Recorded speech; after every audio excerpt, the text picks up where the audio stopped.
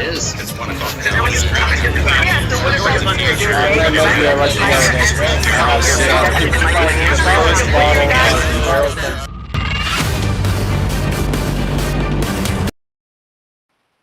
Hey, what's up, everybody? This is Mark from Northwest Bourbon. We are back for another episode of Distiller's Perspective. Now, we took a break from Distiller's Perspective last year and the year before. We were trying to do like one episode a month highlighting a new veteran-owned distillery or a local Pacific Northwest distillery. We were trying to do about one episode a month, but we took a long hiatus for the holidays. And now it's the month of February, and we are back with our first episode in the year of 2026. We have got Heraclitus on with us. I'm going to bring on Joe. Not like that. More like that. There we go. All right. So, Joe from Heraclitus, thank you so much for being here and for being our first guest interview for our 2026 Distiller's Perspective run. I've got a box of samples from you. I'm going to start pouring those while I give you the floor and let you introduce yourself, sir. Please start with your military history and how you transitioned into Heraclitus. Just include that somewhere in your bio. But the floor is yours, sir. Okay, and just so you know, those I think those samples are labeled 1 through 4, so we know what order to go in them. Oh, yes. My name is Joe Hoskins. I have Heraclitus Select, which is these bottles right here, and served in the United States Navy doing counter drug operations in the Caribbean. In the few times, the one little small section where we weren't at war, so I never even got a McDonald's ribbon or nothing like that, dude. Counter drug ops, that's pretty much it as far as all that stuff goes. I was on the boarding boats, stuff like that. Like, it's a super long story, stuff like that. Supposed to be a search and rescue swimmer. Was about to get to the point where I was going to go to the school. Then they figured out I always wore contact lenses, and they never knew that I had fucking horrific eyesight. And then they looked over my medical stuff and dude, you can't see from squat. I'm like, dude, I'm good. I can swim like a fish. We can't send you to SAR school, dude. You can't see. And I want to do anything in the world to get through that, get LASIK, but they wouldn't approve it, dude. So I got bypassed as far as that goes, and that really fucking sucked. But it's the nature of the beast. They sent another kid, and he ended up getting it. But I ended up getting on the boarding team right at the tail end of counter drug operations as the bosun mate assistant, because I could swim like a fish, dude. I was in great shape back then. We busted 2,200 pounds of cocaine. I think Clinton did speeches in front of it and stuff like that. That was one bust, and multiple others doing busting go fasts and stuff like that down in the Caribbean. Working with the Coast Guard guys, we'd bust it, then hand it over to the coasties, and the coasties would bring it in and look like big heroes. But as you know, it takes everybody in all reality, dude. It's a team effort, and you need every cog in that machine to make those things kind of work. Yeah, absolutely. So were you down in the Gulf during those operations? Yeah, stationed in Mayport, Florida. It was mostly off of between Cuba and, truthfully, they don't really tell us, dude. All that's classified or whatever. The navigation dudes know what box you're in. You'd be running in boxes that you're assigned to. And then one of the ones we ran was off the coast of Nicaragua. And so back then, dude, we didn't have this is in the 90s, bro, the end of the 90s. We didn't have cell phones and all that shit. So these the helo guys would go out and they would chase these go fast down, whitewashing them with the rotor blades, wind and stuff. Yeah. These dudes with little go fast, tiny little John boats with big ass motors on the back. You see them in that new Miami Vice movie. And these dudes would have cocaine bales stacked to the brim, you know what I'm saying? And 3 dudes, I can't remember because it's been a bunch of years now, but one guy was a driver. He wore a ski mask. One dude's job, if they got busted, his whole job was to throw the bales over the overboard. Then they soak that whole boat down in diesel. Then the dude would wash himself down in diesel and throw his clothes overboard. So when we bust them, you get 3 dudes. There's another job. I can't remember what it was. But you bust those guys, 3 dudes would come on board, and one would be buck naked, fucking cock hanging to his knees, dude. You're it's fucking weird. And they'd dress them up in dungarees and shit. But that's how they would run those drugs. And I remember one of the times they'd have old school cameras. I don't know how the fuck they got the footage, but they were chasing one doing the whitewashing deal, and they ran it right up onto a beach in Nicaragua or something like that. And it looked like a beach and just trees. Looked like nothing was there whatsoever. But them dudes hit that beach and then bailed off that boat and stuff and ran up into them trees. and just like out of the woodwork, you just saw people start coming out. There's a village in there or something. It's just wild, dude. You know, different. It does. It sounds different. You said he soaked the boat down with diesel. Once they landed ashore, did they light it on fire? Or no, it's the diesel. I guess the diesel covers up the cocaine as far as like doing test swabs or testing it and shit. Oh, because the packages are like watertight. Yeah, but I mean, suppose like if they spilled anything, it covers up the traces of it in case. Oh. Bales are so thick, dude. Like, I don't know how any of it would get out. It's just an extra step I'm guessing they're taking because the bales are like burlap sacks like you see on TV and shit. Then you cut off the burlap sack because we were at it. Like, I've got pictures of me way skinnier, of course, with my best friend. He lives here in Texas right by me, sitting on bales and bales, dude, like bales of cocaine and shit.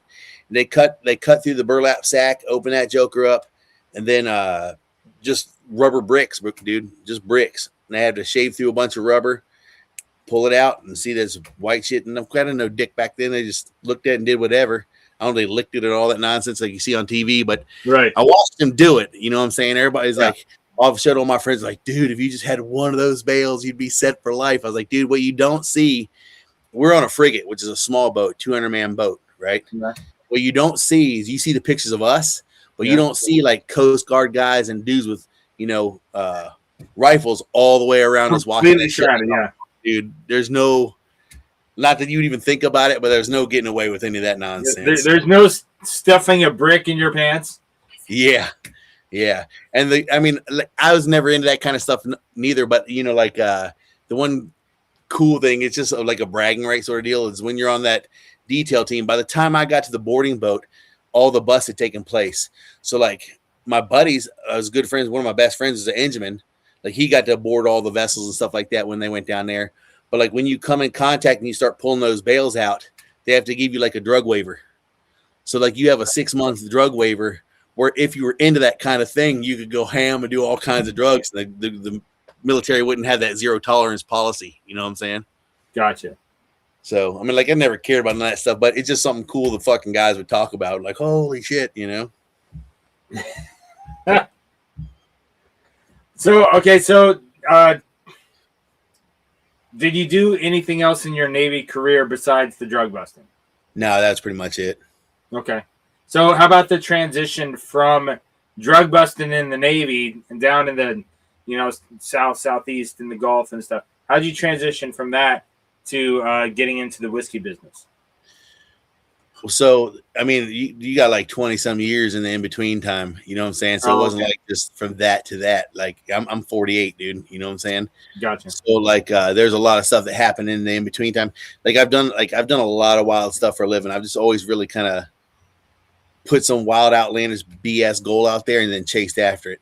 Like after getting out of the military, I started rodeoing, riding bucking horses and bulls and stuff like that. Wow. Sucked at the bulls, got pretty good at the bucking horses, was able to go to rodeo on a college team out in Colorado, then started rodeoing professionally. Basically, if you understand pro sports, what you'd consider the AAA level, making good money to get down the road, but like not getting ahead. Right. And then, you know, like did that for a couple years, and then my best friend kind of stopped going. I lost the lack and luster for it and got into playing cards, playing poker. Was really, really, really good at that. Like second nature, boom. Like wow. The way the top rodeo guys are, where just some guys it clicks for. Right. Play with all the dudes you see on TV, celebrities, movie stars, this and that. Did that stuff for over a decade. Like the World Series of Poker Tours and stuff? Yeah, but like I played cash games. So I didn't really play tournaments. Like I despise tournaments. I'm hyper competitive. And so like if you play cards, even if you're the best in the world, you're looking at placing in the money like 30% of the time, maybe 40. Depends on the tournament size, right? But that's a lot of fucking losing. Yeah. Right? Yeah. And if you're hyper competitive, and I'm not talking about when I'm not talking about just placing and making money. I'm talking about first, dude, because no matter what, poker tournaments end one of 4 ways, right? You go card dead, meaning you just got to a point where you weren't catching any cards at all, so you never even had a chance to win, and you finish whatever you finish. You make a mistake and do something stupid, so you're pissed off, or you get sucked out on somebody gets lucky and you're pissed off. Yeah. So 9 times out of 10 or more than that, you're walking away fucking angry, ready to smash a hole in the wall. Versus like cask games. If you're great at cask games, you're gonna walk away a winner. They should say if you're playing 5 days, you're gonna walk away a winner 3 days. One day you might break even, one day you lose, and obviously you hope the wins outweigh the loss, etc. And so like that was more even keel for me to play as opposed to tournaments and stuff like that. But I knew all those dudes and played with them in cash games, and I played a couple tournaments here and there. It just wasn't my shtick, kind of, you know. So that's like just a whole bunch of different stuff out of the military, doing the rodeo stuff, doing the cards, and then got burned out on doing cards, kind of. And you know, when I was doing the cards, dude, like meeting all these people. Like I lived a rock star lifestyle, dude. You meet a lot of people that allow you to do a lot of crazy shit. Now I made it look like I had a bunch of money. I didn't. I just knew people that did, right? And so usually people either have a ton of money but no spare time because they're working, or they have a ton of spare time but no money because they're not working, right? Right. Well, with me playing cards, I had enough money where I could make my own schedule, but all my friends that played at those levels typically had money, and they go on elaborate vacations and this and that whatsoever and go do fun shit. And because my schedule was open, I was able to, you know, coattail with those dudes and say, hey, Hoskins, none of these other people can come along. You want to go? I'm like, hell yeah, I want to go, dude. And so I got to do that for a long period of time. But, you know, I got to the point where, like, dude, sitting at a poker table, like, is the worst thing in the world to me. It's pulling teeth. Like, I just despise it. I don't care for it at all. It's annoying. It's the same old nonsense day in, day out, yada, yada, yada. So, like, you know, some of these people know this because I've done some other live feeds as well. I've always kind of like way out kicked my coverage as far as when it comes to like ladies and stuff like that. Well, I ended up meeting this gal. We've been together now 15, 16 years. Gorgeous. Started doing the YouTube thing. She started doing Second Amendment firearms YouTube stuff, taking her from her very first day all the way up to where she's been trained by shitloads of elite level instructors and stuff like that. And I'm not just talking about planking, I'm talking about tactics, a lot of stuff that's higher level spec ops dudes type stuff. And then got nationally sponsored to travel the country with Sportsman's Guide, teaching women's classes and stuff like that. And, you know, went down that path. And that's kind of what brought me to the point where I got into the bourbon. So she developed a huge following. She has like 80, 90,000 subscribers, something like that. And which is insanely difficult because they hate gun channels, all the, you know, shadow banning and this and that whatsoever. They just decimate you kind of. And so like long story short, we were traveling the country doing these classes, and we went up to Lexington, Kentucky. And this guy had us come up to teach his wife and a bunch of her friends. Well, his wife was a barrel broker. So for those that don't know, like these bourbon barrels, they have like essentially like a real estate broker that sells these barrels to and from companies, non-distiller producers, so on and so forth. You guys will like understand more because we're bourbon guys, dude. You know what I'm saying? But it has to be explained to other people and stuff like that. So she started talking us up about investing in barrels. This is like, I don't want to say it's pre-COVID, something like that. I don't know. Pre-COVID. Okay. So like things are starting to boom, and we all know how that goes as far as investing in barrels.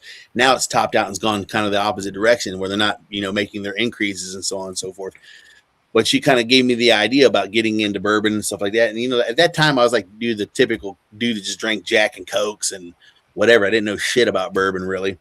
Yeah. But I kind of came up with an idea with this Heraclitus because our mentor used to quote Heraclitus all the time. I was like, dude, it'd be dope to do a brand utilizing the Heraclitus quote. Right. Yeah. And so I kind of spitballed that idea and stuff like that a little bit here and there. And that's kind of what got the ball of wax rolling. And then in that in between time, our mentor passed away, and, you know, I just put one foot in front of the other and started making it happen. And, you know, that's how we came up with Heraclitus. I can get into that in a second. You have any questions? No. I don't want you to spoil too much of it. What I'm going to do is I'm going to allow audience members. So if you are watching us live right now, I have put the link in the chat. And if you guys have seen Distiller's Perspective before, then you already know the game. But for those of you that are new here, there's a game called the Revolving Door of Questions. One thing that I think that a lot of people on YouTube and other platforms don't take advantage of is that if you're doing an interview live, if you're not taking advantage of the fact that you have a live audience, then why are you doing it live? Why don't you just record it and cut it up and make it pretty and make a good watchable video. Doing it live include the audience. And so I have opened up the stage. The link is in the chat. If you want to jump on, ask Joe a question, then you will get put onto the wheel of names for jumping on screen. And if you jump on screen and ask a question, revolving door, as soon as you're done asking your question, you're going to get kicked right off. But incentive, you're going to get entered into the wheel of names because there's going to be a raffle at the end of the show. I've already got one in the backstage right now, but if anybody watching wants to come in line behind our first question, I have some questions for you, Joe. And I know you have other stuff to talk about, like the Heraclitus is definitely a softball pitch when it comes to whiskey questions. But I don't want to burn a lot of questions for the audience. And so I'm gonna get going on this first number one that you have poured for me. And as soon as we talk about that for a minute, I'm gonna bring on our first guest that's going to tell me which one that number one is? I'm pretty sure. The number one is the toasted Birdsong's blend. Okay. It's Birdsong. So I'm gonna pour it in. Okay. I couldn't tell if it was Sons or Song. Yeah, it's horrible handwriting. No, it's totally fine. But yeah, it's the Heraclitus toasted Birdsong. Yeah, Birdsong and so again, being a smaller guy, I have very limited like those. That's pretty much this is my last bottle left, and I have the display bottles I'm saving for essentially for forever. They went hella quick. So the story behind this Birdsong blend is typically, as you guys know, you have bourbon that you source from wherever it is. We did this one in a toasted barrel, so it sat for 3 months in a toasted barrel. But where we trained at was with a guy named James Yeager. He has a real big firearms channel called Tactical Response. He's one of the top firearms trainers in the country, right? Okay, nice. And he used to quote Heraclitus all the time. On the back of the bottles is our quote. Out of every, he'd quote Heraclitus, out of every 100 men they would send to take him into battle. He said, out of every 100 men they send me to take into battle, 10 don't even belong there. 80 are just targets. 9 are the real fighters, and we should be thankful to have them, for they're the men who make the battle. But one is the warrior that will bring the others home. With the catch toast phrase, here's to the 9s and the 1s. And so James would quote this in every class in his school. And then people that knows his training, it's not just shooting and planking. It's fixing malfunctions, shooting on the move. You get to the advanced level classes, there's stuff that people don't even talk about. It's getting your ass legitimately whipped and working your way through it and doing different things. It's advanced level training. Yeah. But Heraclitus was a guy he quoted all the time. And I was like, dude, that's so fucking sick. If we could build something around our alumni, right? And with that, these dudes are not drinkers. If you just said, hey, I'm going to market a bourbon to these dudes that are like serious dedicated towards their craft, I'd be like, dude, you're a fucking idiot. Most of them don't drink. You're not going to sell anything. But it's more about the catchphrase, the 9s and 1s that these guys buy these bottles for to give to like the dudes of the 9s and 1s in their life. Whether you're military or not military, it correlates across the board. Yeah. Like, if you're working an office job, there's 10 people that should have been fired fucking last week. Oh, yeah. There's 80% are just kind of collecting paychecks. You got 9 bust-ass people, and 1 dude is really the kind of glue that keeps everything together. Now, James was in the business of building 9s and 1s. These are people that take their off time, a bunch of money to train to be as efficient as possible. So if something goes down out in town, they have the skill and ability to do whatever they need to do to stop the threat, right? Yeah. Now, with that said, on that range, James is very, very brash, biker-looking dude. People either loved him or they hated him. But he had this creek that ran through the range. He's like, listen, we got a creek out there on the range. If the dudes, you got to take a piss, you got to take a shit, you can use the porta potties to take a dump, but piss in the woods. But don't piss in that fucking creek. If you piss in that creek, we'll bury you behind the berm. That's some Yankee shit. We don't do that around here. Right? It was a big deal. There were signs all over, don't piss in the creek, we'll bury you behind the berm and all this nonsense. So what we did is, and everybody knew because it's kind of a running deal. What we did is we took water from that creek to proof this down to the 91 proof. Okay. So it kind of hits for us, all the dudes that have trained there, that's where the tie-in for that. And that was kind of the initial launch and idea of Heraclitus. And then, utilizing social media content creators, because my wife is so big, she trained there a bunch with a bunch of other dudes. We're like, we got a bunch of content creators that might like to pick out single barrels. And so that was the business model. But between James that we made this one here itself, we'll get to some other ones later on. Carl Erickson, he's a Delta Green Beret sniper dude. Top tier Delta guy, you know what I'm saying? We did our Cask Strength with, and it goes down the line like that. And that's kind of how we're basing our marketing initially. Okay. But to make it more or less of a token bottle, that's something that you share when you're with your boys on Veterans Day or when you're with them at a reunion of some kind. It's the bottle you reach for that occasion, because that 9s and 1s, that Heraclitus quote means something. You know what I'm saying? Absolutely. Absolutely. And that said, again, most of these people are not us.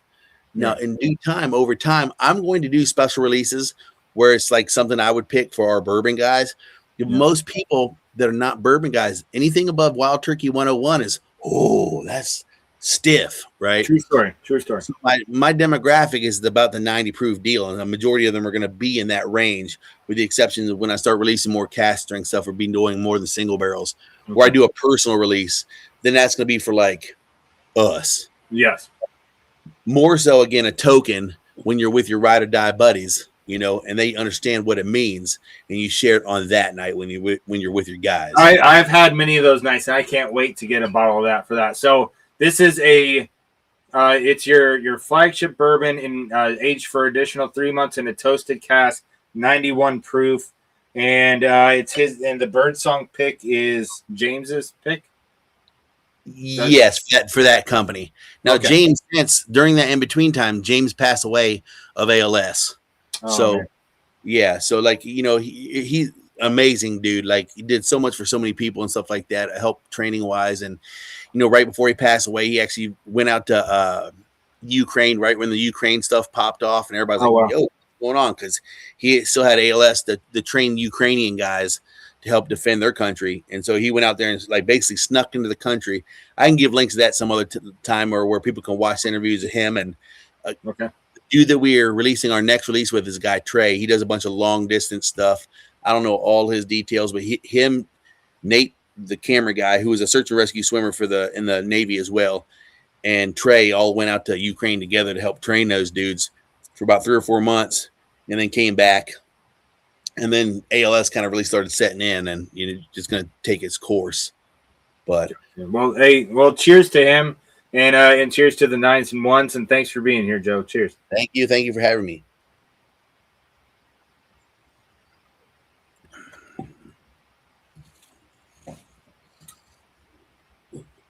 It's got a nice mouthfeel with the toasted barrel. You get the graham crackers and vanilla.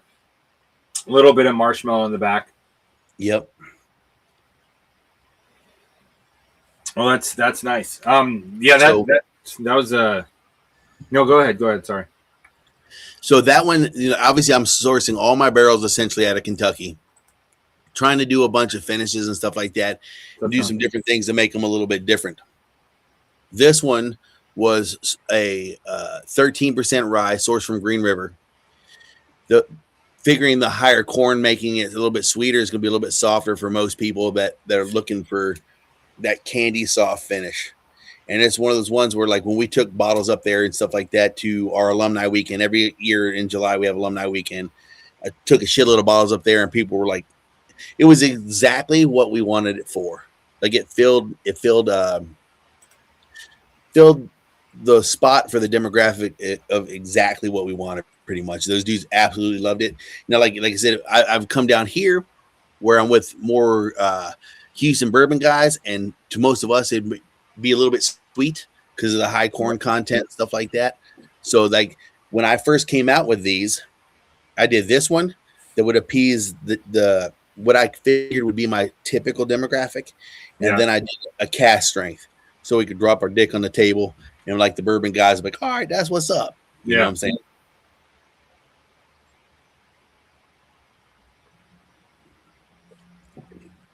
That's pretty good. It's nice and light. It's very easy to drink. Right. Sweet. vanilla graham cracker, like you're saying. Well, it's a vanilla and graham cracker, marshmallow on the back. You know, that's nice. Independent Stave Company smoke, I think, is a 2. Now, I originally, well, this is another long story. I don't want to get into that, but I had another setup that I'd sourced from Green River as well, sitting at Bardstown Bourbon Company. We were trying to recreate one, but barrels got mixed up. The toasted barrels got mixed up, and it changed it, and that's what we ended up coming up with. Okay. Let me bring on our first guest. Like I said a little bit ago, if you want to jump on and ask a question here with us live, you will get entered into the raffle for a prize at the end of the show. The first one in the backstage was Dennis. What's up, Dennis? Good to see you, buddy. Cheers, guys. What's up, brother? Not much. Got to ask you. Having such a name as Heraclitus, does that influence your standard of the whiskey you're searching to put into the bottle versus being able to sell the bottle? Which is more important? Absolutely, dude. You know why? Because I have to come on here and on shows with guys like you guys. You know what I'm saying? Yeah. If that was the case, I could just very easily just do my gun dude stuff, and I wouldn't say anything. I wouldn't be like, "Hey, I've got like I know that these are not going to fit a lot of you," because most of the dudes that I'm a bourbon guy. Like it wasn't initially. I'm a marketing guy. Kind of came up with the idea. Then I had to like learn to start sipping these bourbons to figure out what people tasted. Well, lo and behold, I developed my palate, fell in love. Thought I was going to go to Kentucky and study with about $500-600 learning tasting bottles. Came back and dropped G's with a car full of fucking shit, dude, and loved it. And was hunting bottles just like everybody does, run around town hunting bottles and stuff like this. Quite a few years ago, 3 or 4 years ago. Got my brother into it. He got into it harder than I did. He's running around hunting bottles, and collectively we built a big giant stash like a lot of people do. Everybody does kind of. And just fell in love with it. But like I said, I initially did this one for the dudes that I knew that would fit better. But I knew like, all right, man, I'm going to have to come with bangers the best that I can when I get in front of the dudes that are watching this show. You know what I'm saying? Yeah. Across the board, you got to do that regardless anyways. But like, you're not fooling the people that watch the bourbon channels at all. No. Right?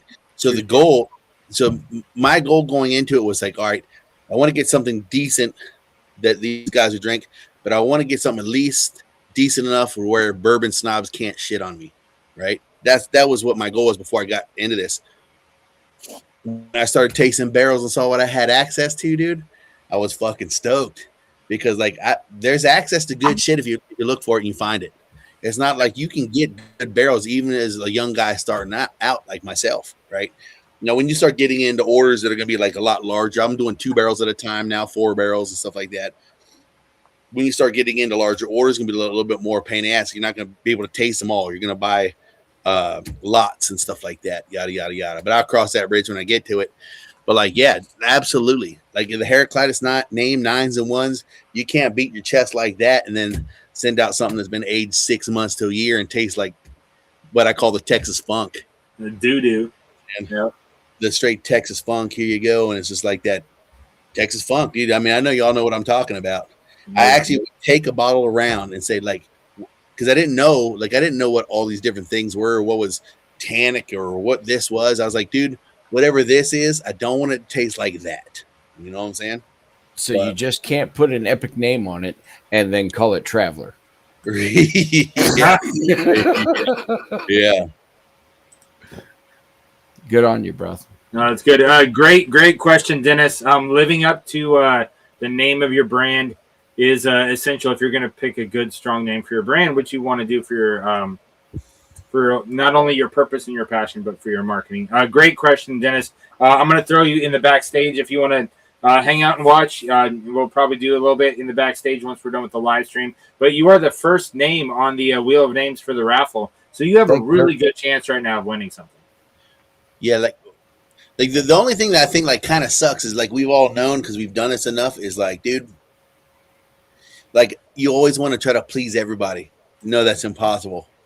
You know what I'm saying? Yeah. Like me and my brother usually spot on. We'll get to some later on that where we weren't we both liked them, but we're just different on. But you know, like some bottles everybody loves, and people just there are bottles that everybody loves that I don't care for. That doesn't make any sense to me. And I start thinking, man, maybe there's something wrong with my palate, and vice versa. It's just the way that it works, you know. Which girl's the prettiest? True story. Bring it, Joe. Yes, All right, sir. thanks, Dennis. Appreciate you, buddy.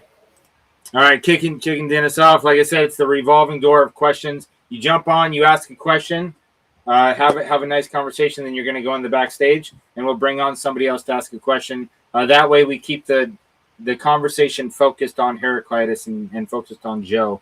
Ben from the north is here. Thank you. And where's Eric?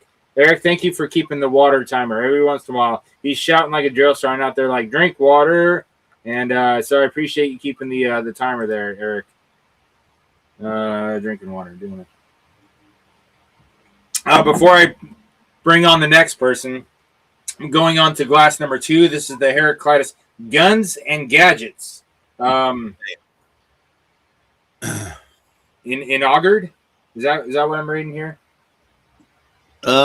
Inaugural. I think I just tried to put inaugural on there. I don't know. Okay, inaugural. Okay. I couldn't tell. Got kind of rubbed. The label got kind of rubbed. Yep, that's this bottle right here.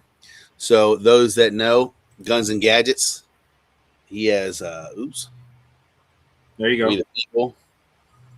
And then 3 percenters with the Second Amendment and 1776 on there. Nice. Yeah, there we go. All right.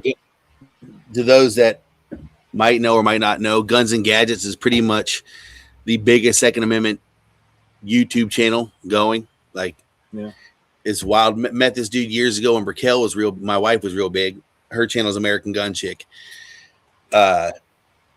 He was like an up and comer kind of, and you know, she was sponsored. We were sponsored by Sportsman's Guide, and it was really wild. Like, I couldn't believe it because we were at this big trade show, gun trade show, and like Sportsman's Guide is a giant company paying us to go and do these classes. And like the top tier of people they had as guests was Donald Trump Jr., Chuck Liddell, John Lovell, and then us. And I'm like, how the fuck did I get us to the point where we're on that list of people that were like, right? That's a heavy list to be walking next to, right? I mean, you got to put your shoulders up a little bit and be like, yeah, to be included in that is just insane. I was like blowing my mind with their logo up and all that stuff on their displays and stuff. And like during that time, Jared showed up. I was like, hey, you know, nice to meet you. And he was like a young guy, new guy to YouTube, kind of coming up.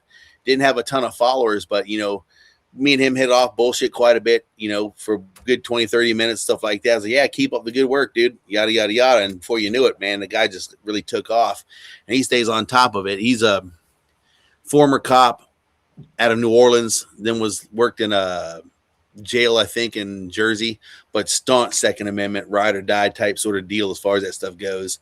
And now, like, he's retired from those jobs and does the YouTube stuff. But like, it's wild because he went from that to like, I went out there to deliver his barrel so he'd have his barrel for keepsake.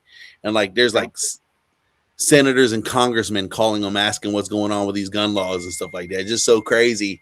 Over that 4 or 5 years, how he went from just like all of us, we're all goofy dudes with just goofy YouTube channels. All of a sudden, like the lead dog on all Second Amendment news and what's going on and stuff. So we did a release with him, and then that's what this one is. That's what this is. And so, what's the difference between this one? I put this one in my Northwest bourbon glass I got from Independent Joe that he made for me. I appreciate you, Joe. Other Joe. So the Guns and Gadgets, what's the difference between this one and the first one you had me try? Okay, so the first one was Green River. It was a 13% rye, right? So high corn content.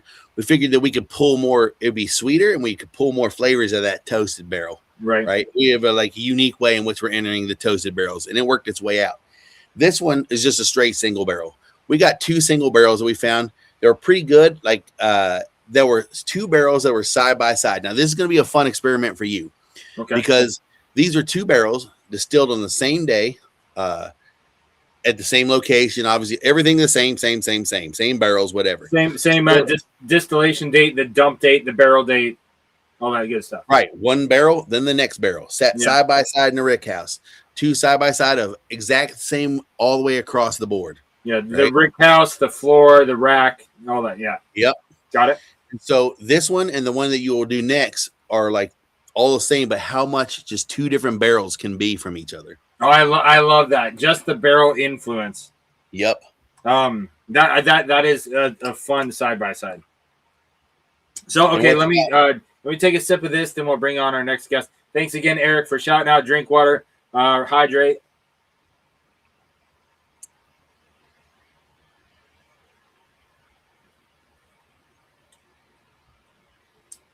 That has some fruit notes in the middle of the palate that I didn't get on the first one. That's for sure. Yep. And this is a higher rye. Yes, this is actually a 36 rye, much higher. That makes sense because I got a lot more rye spices on it. Yep. 36 is a pretty high rye too. Yep. But I had some 36s I really dug, so I wanted to try to change it up a little bit, and make these batches different than the previous ones. Yeah, absolutely. Kind of hitting these batch 1 versus batch 2, and then back to batch 1 because of the proof points and stuff. Gotcha. No problem. So what proof is this one? And are the next two the same proof? They're all 91s until we get to the cask strength. Okay. Too easy. All right, next guest, we've got Orlando in the house. What's up, Orlando? Hey. Not a lot. Good to see you, buddy. Thank you for coming on. Yeah, thank you. You're strictly NDP. Are you going to try to transition doing your own distillate? Not at this time, right? Because so the way that I look at doing things is like this. First off, I'm never gonna be brain farting. Well, Jimmy Russell, Freddie No. I'm never gonna be Jimmy Russell, dude. These guys are like, when you really get around these guys and like even behind closed doors, like what we see when they're giving speeches and you see interviews with them, that's one thing. When you get behind closed doors, the level of genius that these dudes are, they're just talking shit way over my head. That's lifetimes of dedication from generation to generation. Dude, I can't do that. Now, I'm not saying you never say never, right? Mm-hmm. But right now, I'm content with doing like a unique, small brand that's cherry picking the best freaking barrels we can possibly find for dudes on these special occasions and stuff like that. And that's kind of completely what we're dedicated towards. If I can do that, then it allows me to, not go grandiose. You know what I'm saying? I don't need to be a billionaire. I get by. Like, I don't have much, dude, but I have everything I need. I got a great family. I got a roof over my head, and I got plenty of food in my belly. You see the big fat belly on me, But like, just to make it as pristine as I possibly can, that's just a lot. It's just so much. And add homage to those people that do that. You obviously can't do it without them. It's just, man, I'm nearly 50 years old, dude. And, I know you guys know what I'm saying. Dude, that's a lifetime of dedication. And these dudes, like, you go in these distilleries, bro. It's not like Jimmy Russell's the last of a dying breed. Those guys pass it on just by word of mouth. They write down stuff. You go in these distilleries now, when you get in behind the scenes, it's like you're walking in a NASA space center, dude. These are all like elite level chemists, doctorate level chemists and stuff like this. They have it all balanced out, and they have just space age boy. Dude, it was nothing like being on that boat in the Navy, dude. Those cartoon level, look like some 1920s whatever in comparison to like Star Trek, dude. You know what I'm saying? Yep. But that's just to make bourbon, to try to make it all taste the same. So they can get them all even out, because as you're going to see with these two barrels, this one, the fruit notes I get on this one is peach, kind of. Okay. So that's that fruit that's in mid palate to me. And so me and my brother were different. And then the other content creator of the other one, I wasn't a fan of the other one at all. Like initially, until I got the tasting notes back from a friend. And then it was weird because I didn't like it till they told me the tasting notes were. And then once I put the tasting notes, I was like, all right, now I kind of dig it. Yeah. And it's weird how my brain works like that. But yeah, it's definitely like a stone fruit and a really light cherry. But I mean, cherries are technically a stone fruit, right? Yeah, like peaches. Well, with that being said, you're going to remain NDP for the time being.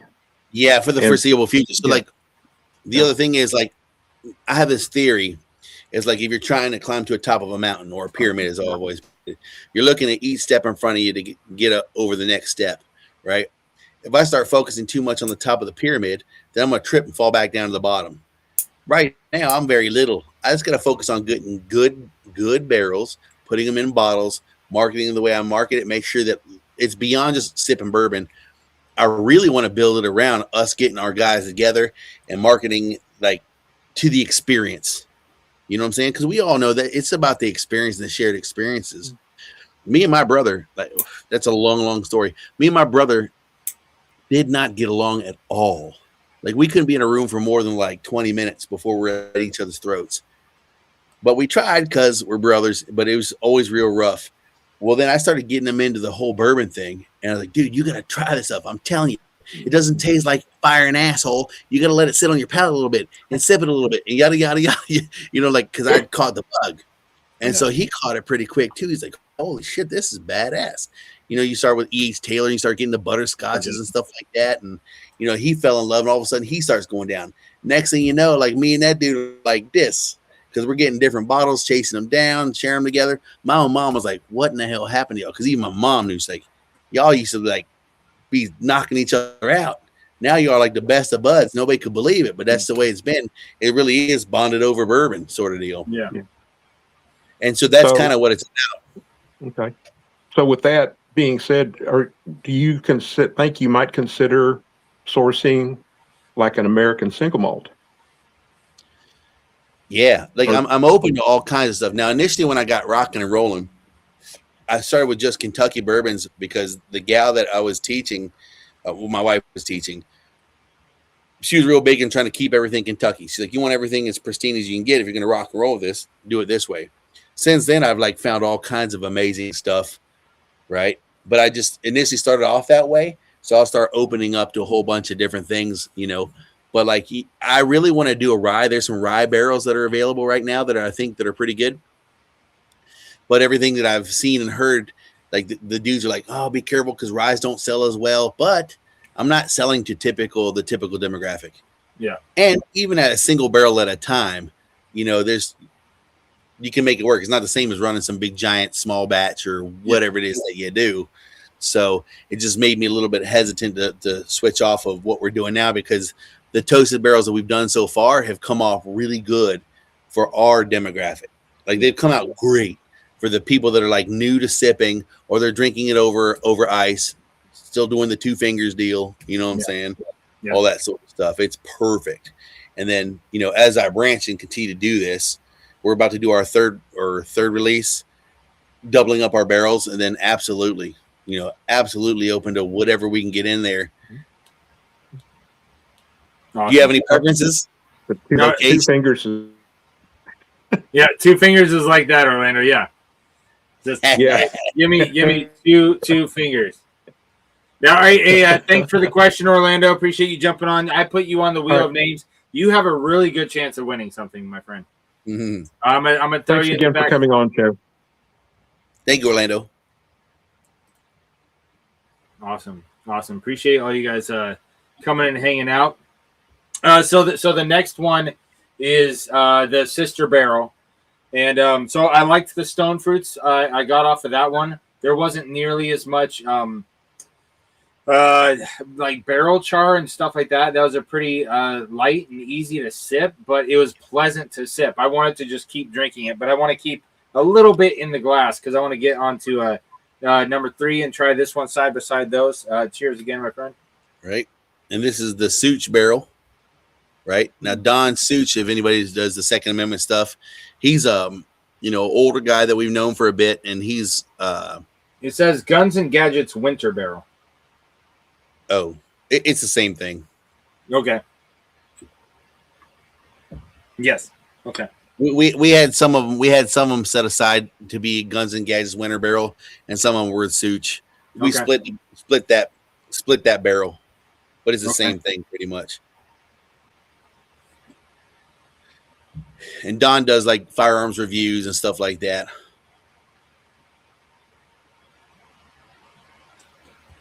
It definitely has a different fruit note in the middle of the palate than the last one did.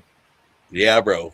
Man, I don't even know how to describe it. There's the part of it in the middle of the tongue that's a sharper fruit note, but it's I don't want to sound crazy, but it's a different colored fruit. Like it's a stone fruit, but the fruit is a different color. Kind of like when you eat two, like you said, peaches or nectarines, or like kind of a peach versus a nectarine. I think that's a good comparison. So like this one to me was almost like a grapefruit or an orange with a little bit of sizzle in the second half. With that sharp part, I'm thinking of maybe that's where you're getting the citrus. And like that's the one that my brother dug this one more than I did. I like the first one much better. Yeah. Like this is one and the Sootch liked this one. And so like it wasn't the one that I absolutely love, but like, if I got guys, that are going to try barrels, they're going to get what they dig and what they prefer. So I have some guys that come out and they're not necessarily something that I absolutely love because it's their barrel. You know what I'm saying? Gotcha. But but like once I figured out there was a gal that told me, it's like, oh, it's like citrus and this, that, whatsoever. Then I kind of warmed up to it, but it's weird how. I'll give you another example. Cheers. Where if you don't know, if I don't know what it is, it's like if you're expecting to drink milk and you pick up a Pepsi on accident, you're like, what the fuck? I don't know if that's ever had it happen to you. My brother, I had one that I liked initially, and then my brother said the tasting notes and it ruined it for me. I didn't ever like it ever again. It doesn't make any sense, bro. It doesn't make any sense. It does 100%. My example is the Jack Daniels, the triple, what is it called? I don't have it anymore. When the bottled and bond ones that Jack Daniels came out, there was the bonded, there was the rye, then there was the other one, the triple, whatever it was. Triple mash or whatever. Yeah, the triple mash. I loved that bottle. I got 3/4, maybe 4/5, like 80% of the way through the bottle that I bought. Just was loving it, enjoying it, until some jerk said, "Doesn't it taste like white Play-Doh?" Completely fucking ruined it. Like I couldn't even smell it without thinking white Play-Doh after that. I was like, I was really enjoying this, and you completely ruined it. Mine wasn't that bad, but it was triple mash. Yeah. It was 1792 sweet wheat, right? Yeah. Lighter bourbon. And I was like, dude, this is kind of good. It's unique. It's different. And my brother's like, you know what it tastes like? He's like, dude, it tastes like that fake peanut butter, like that cheap fake peanut butter they put inside of Reese's or like, but shittier version than that. Yeah. And then I'm like, fuck. It was a wrap, bro. I was like, I can't take nothing but that now. And I'm like, you're right. Rude. How do you go from liking something to not? This shit is crazy to me. It is. Makes it so fun. I know exactly what you're talking about. But yeah, the sharper fruit note in the middle of the palate, as soon as you mentioned citrus fruits, I was just like, that's the sharper fruit note. Yeah. Anyways, so Charles has been in the background for a little while. I'll bring Charles up, and I'm going to add you to the wheel of names. So once you ask your question, you will be on here with a very good percentage chance of winning a prize with the raffle. All you guys watching live, if you want to jump up in line, you are more than welcome to jump on live and ask Joe a question live. Charles, thank you for being here. Appreciate you jumping on. The floor is yours. Thank you, Mark. So, Joe, a lot of NDPs do finishing. Are you looking into finishing whiskeys in maybe Armagnac or cognac cask? Yeah, that'd be freaking awesome. Now, the catch of those are they end up tending to take a lot longer to finish, right? So with me doing 2 barrels at a time, 2 barrels, 4 barrels, I'm at the point right now where I got to kind of turn them over, right? So once I get to the point where I'm getting 6, 10, 20 barrels, something like that, then I can pull a couple off aside and try to do some fun finishes and stuff like that. But those typically take, to my understanding, is like about a year to a year and a half, somewhere in that realm. Like if it's a rum finish or if it's the Armagnac or if we were trying to do some sort of cigar blend, whatever has been deemed a cigar blend now, the Armagnac, cognac type sort of deals. Once I get to the point where I can afford to do that many barrels and have them sitting back there that long, absolutely, dude, because that's the one way in which we're going to make ourselves unique and a little bit different and try to come up with our own flavors and stuff like that. So the whiskey group that I belong to, we just did an Armagnac pick, and it's a 41-year-old Armagnac at 119 proof. but the Armagnac cask that it comes in is 108 gallons, so it's way more than a 53-gallon cask. Right. So To be you're able to- talking at like 2 barrels to fill Yep. fill one of those. Do you have any idea off the top of your head what those like oversized wine barrels are? I think those are 53s as well. No, the They make bigger ones though. Dude. The big. You said oversized. My bad. yeah, the Armagnacs are 108. Most Armagnac is 108 gallons. Oh wow, I didn't know they were that big. Goodness gracious. Right, which seems insane big. It's Yeah. Like- basically double the size of a regular barrel. Right. But I was just recently somewhere where they had wine barrels. They had a whole bunch of different stuff. You know, where it was Cask on Key or whatever. Cask on Key had some stuff down in the bottom, their basement of one of the rick houses, and they had different sized barrels, and they had some wine ones that were like they didn't seem like they were 106, but they were bigger than 53. Right. That's why I was trying to picture in my brain how big this barrel is, dude. That's the fun stuff. Like I really enjoy that kind of stuff, like all the finishes and stuff like that. You know, Right. that make a unique difference. So our pick was bottled in France, not here in America. And I've been on our group about trying to leverage getting one of the used Armagnac casks, because I would love to finish a rye in an Armagnac cask. Ooh, a rye and an Armagnac. Yeah, Yeah. dude. Yeah, especially like a hazmat rye, finish in an Armagnac cask. That was the other key thing is like I know how to get like toasted barrels and certain barrels like that, and once I get to that point, how to source those barrels, I'm not real sure yet. How to get those like those unique Armagnac, cognac stuff like that. I mean, even rum barrels. I know some people could probably call to get rum barrels, but those ones I'm not 100% sure. Yeah. It's just making a phone call to somebody probably. Right. But that's a great idea, and I think that would be freaking amazing, dude. That'd be interesting. Wait, hold on. Sherry butt is 500 liters or 132 gallons. Holy smokes. Ernest is in the house. Good to see you. Anyways, Charles, great question, man. And I put your name on the wheel of names here. And Thank you, Mark. Is that the only size they do those in? No, it's not. They do them in larger and smaller size. Because like the thing of it is like, you know, like what you're trying to get as much contact with that wood as possible. Right. So theoretically, Yeah, it all depends upon which producer is producing that Armagnac cask. yeah, You know, it's all the Armagnac region of France. So like if you could shrink those barrels down or find some that are a little bit smaller, then that would probably speed up the process of trying to pull those flavors out quite a bit. Right. You know, but just thinking, because if that's the case, yeah, but you gotta think Armagnac, most of it is aged anywhere from 30 to 100 years. So we're not talking about aging stuff like a bourbon or a rye or something like that. We're talking Right. about, you know, generational type aging. right, yeah. You know, right. Somebody's Those barrels- somebody's grandfather put it down, and the grandson or granddaughter is the one that's actually selling it. Right. That's wild. That's wild just to think about. You can just sit there and get lost thinking about that for a minute. No. All right, Charles, I'm going to throw you in the back screen. I've got your name on Thank the you, Mark. wheel. I And if you want to appreciate hang it. out back there until we go do some backstage shenanigans, you're more than welcome to just hang out, my friend. But thank you for jumping on and asking the question. Appreciate you. Always want as much wood contact as possible. Absolutely, Ben. Yes, sir. Ernest is here. Eric's still here. Let's see. All right, so the next one, so number 4, it says it's the Cask Strength. So, is it still toasted for 3 months? 8? No. This is just barrel strength. So this one is Green River, 6-year.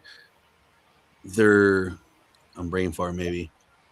They're 21, right? Okay. The 21 mash bill, I think, is 21.9. And so, like when Green River first came out with their full proofs, right? Obviously, everybody lost mine for the $50 bottle. Those full proofs are 5-year to 7-year blend of this mash bill. So it's the exact same thing pretty much, except for it's a 6-year. So right in the middle, it's a 6-year barrel pick. Right. Because we and so and all those full proofs that hit the shelves were blends, not single barrels. I mean, like a year later or something, they did start kicking out the single barrels. But yeah, to your point, a lot of those were blends. This one's a single barrel. Right. At 123. I mean, it's pretty much right down the line, almost the same as what their what they released when they did their full proof, pretty much. Just a 6-year store pick, pretty much. Right. As opposed to their 5 to 7-year blend. Chair Forces in the house. What's up, Tommy? Aim high. Good to see you. This one was for again, Carl Erickson. He invited Brickell out to do some CQB courses, but he does a whole bunch of different stuff. And I mean, their CQB is taught by a guy named goes by Instructor Z. He's a Delta CQB dude. And anybody that knows anything about Delta CQB, that's like the baddest motherfuckers on the planet. That shit was so much fun. Like the level of genius and how they work together, even in the 3 days we got was incredible. But you know, those guys go usually at least 6 weeks where stepping through in and around doors and stuff like that, like their steps are down, everything is down. But the level of it's just wild, the level of things that they're able to do and how they teach and how fast you're able to pick up in 3 days. They take these classes. If you got nothing else going on, you like the gun stuff. Like I love like the tactic side of things. Yeah. Because dude, you could be a fat jelly belly putz like myself. If you're smarter than someone, you can get to jump on them all day long and defend yourself and whatever it might be. It's an equalizer quite a bit. It's not even an equalizer. You're substantially further ahead if you're smart about things, you understand tactics, and you have the right mindset and so on and so forth. And that's what those dudes teach. But he invited us out because we'd met him at that same thing where we met Jared, except for his YouTube channel was already big. He'd been on TV shows and stuff. And we met him, and he went home, and he's like, hey, man. He's like, the second day we went back up, he's like, hey, man, like, you know, when I first met you, again, my wife, I way out kicked my coverage. She's gorgeous. He's like, I thought you were just some gun bunny that like was like, look at me, I shoot guns. But I seen you been out there busting your ass, training hard with real classes. You know, like if you ever want, come out and I'll, you know, invite you out to teach some classes and stuff like that. And at that point, he was like, dude, I've never given a class away in my life. And my wife was ready to fucking kill me because here's this pretty little blonde girl that I'm giving classes away to for free. And she's like, what? He's like, no, listen, this is how we connect to the future generations of Second Amendment. This girl's like the Kim Kardashian, likes the glittery purses and all that sort of stuff. Yeah. People that's not being reached. You know what I'm saying? Yeah. It shows, hey, it's okay to go out there and shoot guns. It's been a while now because we've stopped. I have a son that's about to turn 4. We haven't shot a lot of videos lately, but dude, we used to get emails all the time from dad saying, hey man, thank you guys so much for making these videos. I couldn't get my daughter to go to the range and do anything with me because it's a boys thing, but we played like your Disney princess video and she saw that and loved it. And she's just, you know, now she's asking me to go to the range. So like as a content creator, dude, when you're a videographer, that's what I went to school for. When you able to create videos that change people's lives, yeah, and make some sort of bond where now the little girl's going with her dad to the range and they're going to have that for the rest of their life, dude, that's changing people's lives. That kind of hits your feels, bro. Oh yeah, absolutely. 100%. You know what I'm saying? In a very, very positive way. And, you know, obviously help the Second Amendment and our American way of life and so on and so forth, but it changes people's lives in a different kind of way. And so, you know, that's kind of what we're going for. But that dude, Carl, that we did this other bottle with, he's like, I see you're connecting with those people. I want you to come out and get this training because it is cool. You don't have to be us military dudes to really enjoy this stuff.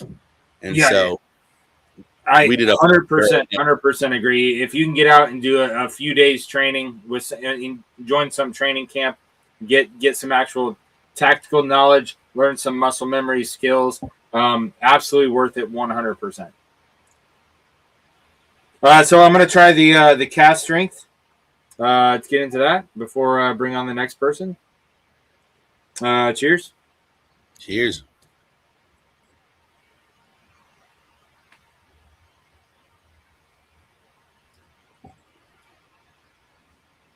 A lot of great flavor in the back of the palate. That's really nice. In the front, it was pretty light.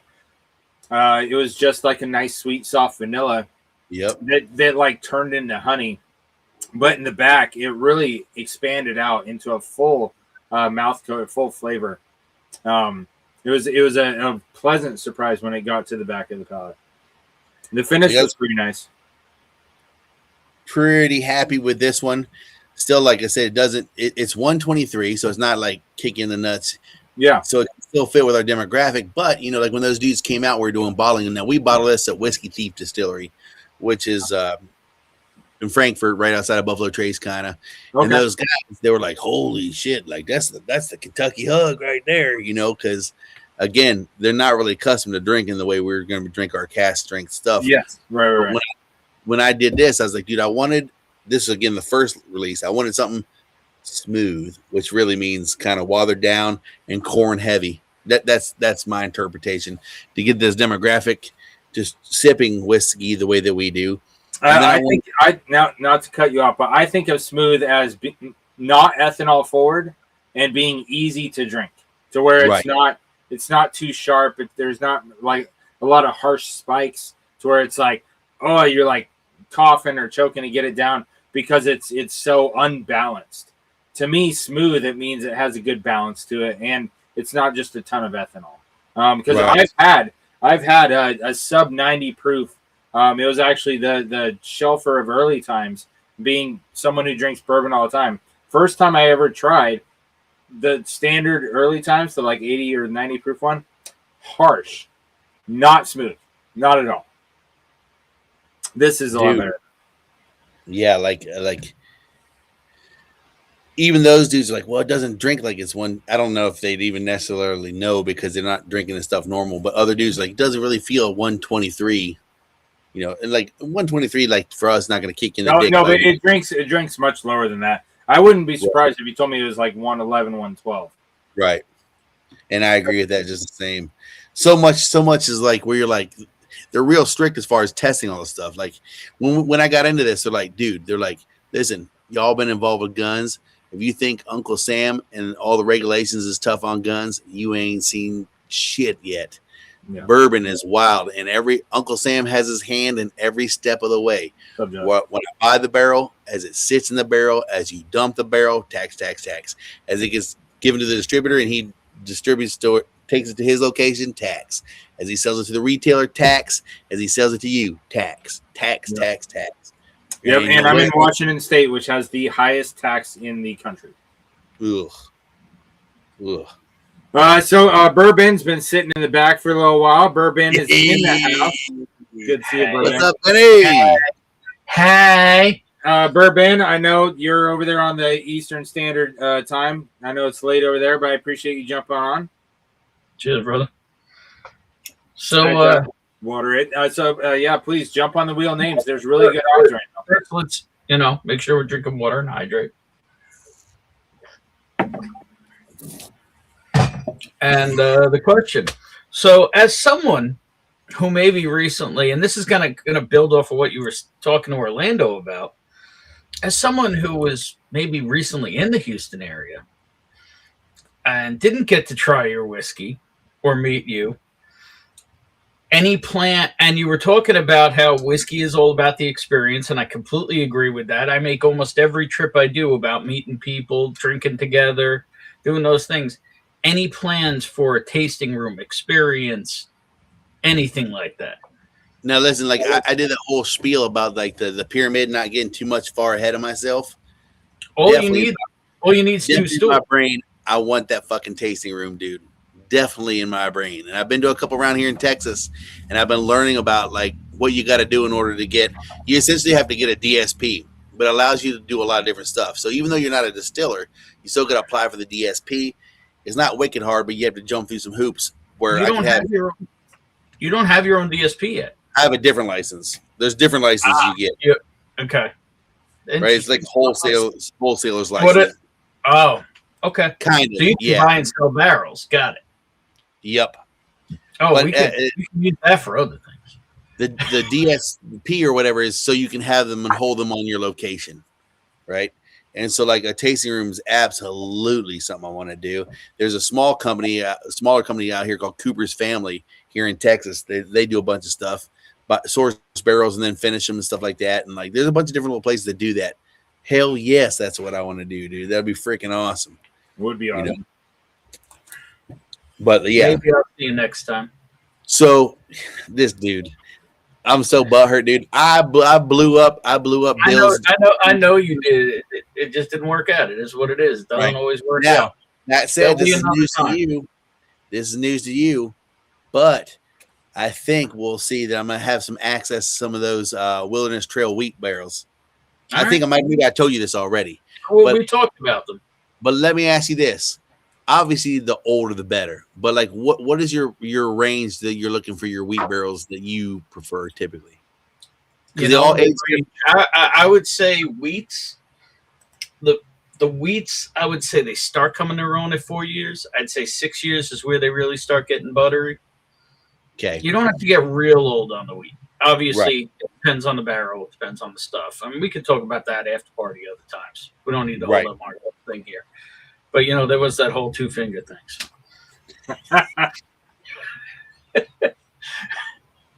Yeah. So those wheat barrels that I've got right now I've got one on hold, kind of because I've got samples coming out and stuff like that. It's a 5 year, so we're gonna see how it goes, dude. And if that's the case, We'll talk. yeah, we'll talk. The one other thing is you do a lot of toasted barrels right now. People were talking about finishing, and you were talking about having a line on some rye barrels. The only thing that takes better to toasting than bourbon is rye. That's us kind of. So we're about to dump these barrels in a week or so. Now, allegedly, right? What they say is that if you source these barrels, I got them from Independent Stave Company, 4 different styles of toasted barrels because I wanted to see how they affected them. Right now, they're all barrels that were these for this one. I think it was all ones that were the 13% corn. I mean, 13% rye, because they came out so well for the demographic they were shooting for. But we can put them in these barrels. They come out. We've got some real bangers. We got some that are a little bit. Just depends on the person. Smoky, almost like a Scotch. I don't know how the fuck that's happening, but it's happening. You know what I'm saying? You never know, dude. Like week to week, these things change. It's wild how much it can change. We'll get done with those, and they said these barrels are usually good for about 2 uses. But the second time you put something in the toasted barrels, it takes usually about twice as much time. Oh. So I'm going to have 4 toasted barrels sitting there that I might monkey around with and try to put a rye in, and we'll see what happens. Because I desperately want to do a rye. And there's a couple of them I've been looking at and I've found rye is a much harder sell than bourbon. That if you just saw earlier, that's what I was kind of worried about. Right. But depending on how I market it and stuff like that, and depends on how it tastes. There's a lot of ifs and buts and candy and nuts, but we can figure that out when we get to it. And even if it's just something, listen, if it's something that I'm going to really dig and love and it turns out good, then that means all the quirky bourbon people are going to fucking like it, dude. Oh, yeah. It's fun to have barrels and bottles that are different. You know what I'm saying? No idea. No idea. Yeah. No idea. That's what I'm trusting on my bourbon. And if that's the case, and I get something that's quirky and different because I finished a rye in a toasted barrel, then I'll market it as like something that I did. Well, a toasted ex-bourbon. There you go. You got to spread, baby. You and you. 51% corn, 49% is bullshit. Is that what they say? Pretty much. You got anybody else hanging out back there, Mark? I don't want to. Yeah, I do. So Mike's in the background. I don't see a camera on. Mike, are you hanging out for the backstage? If you're hanging out to jump on and ask a question, give me a sign. Say something in private chat or something.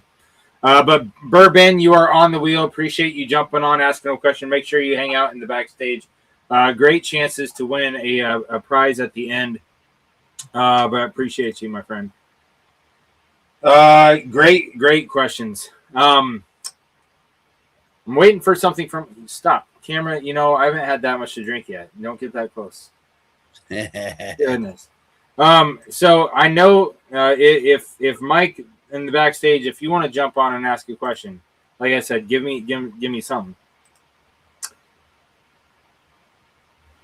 but I want to bring up something real quick that I know that they're not going to ask about.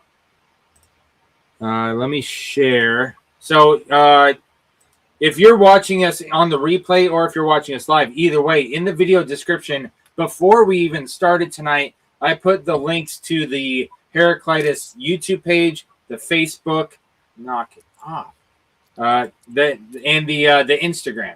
And so if you're not following them for a limited time only, it's free to subscribe and follow their Facebook and Instagram. So make sure you jump onto those. But what I'm looking for is this. So I was going to ask you on your Instagram, Yep. and on your website. Sorry, your website is also shared as well. So once upon a time, I was in Kentucky. I saw a Scotch bottle that had a suit of armor that came with it, and it was like over $100. So I didn't buy it. But so if you go to your website, you'll see you have this suit of armor that looks very similar to the one that came with the bottle of Scotch that I saw. But also on your Instagram, you have this. Now this looks like an AI generated picture, but it would be too easy to make something like this with a 3D printer or something like that. So I was wondering, do you guys really have any armor for bottles, or is this just for fun? Okay, so can you go back to the other picture real quick? Yeah. So this was the initial design that we had come up with. Oh, okay.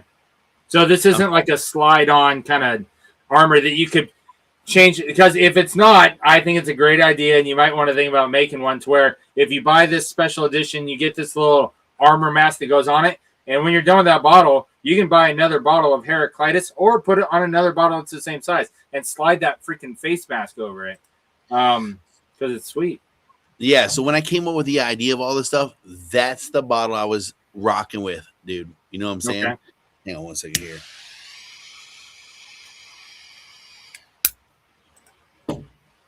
That's the bottle I was rocking with. That is in the process of being designed right now. It was in the process of being designed before, but what we did was made a mistake and put it on a short squatty bottle, like a Russell's 13 bottle, and it looked goofy. So we had to go back to the drawing board, right? Change the bottle up, because to me, it's an AI design, but I was like, what bottle is that? I was like, maybe kind of like a Russell's 13. And so that's what I use. And the graphic design dudes designed one, but it looked squatty and fat and weird. You know what I'm saying? So like we are in the process of designing that. Originally, that was supposed to be like the first release bottle, right? Now, I have another batch, the original. So I have 2 batches out and a third batch I'm about to release. I had an original batch that I put together, right? Okay. That has not been released yet because it's sitting and holding. Okay. I had issues with a bottling consultant that I have to go into some other time because there's some litigation going on. And I can't wait till I can. But that's what we're kind of developing, is that helmet and so on and so forth. Now, what I did. I loved it. I want one. Yeah, dude, it's fucking dope. Right. So like, well, you were sorry, but in the very beginning, you talked about getting together with your 9s and 1s, your buddies that you served with.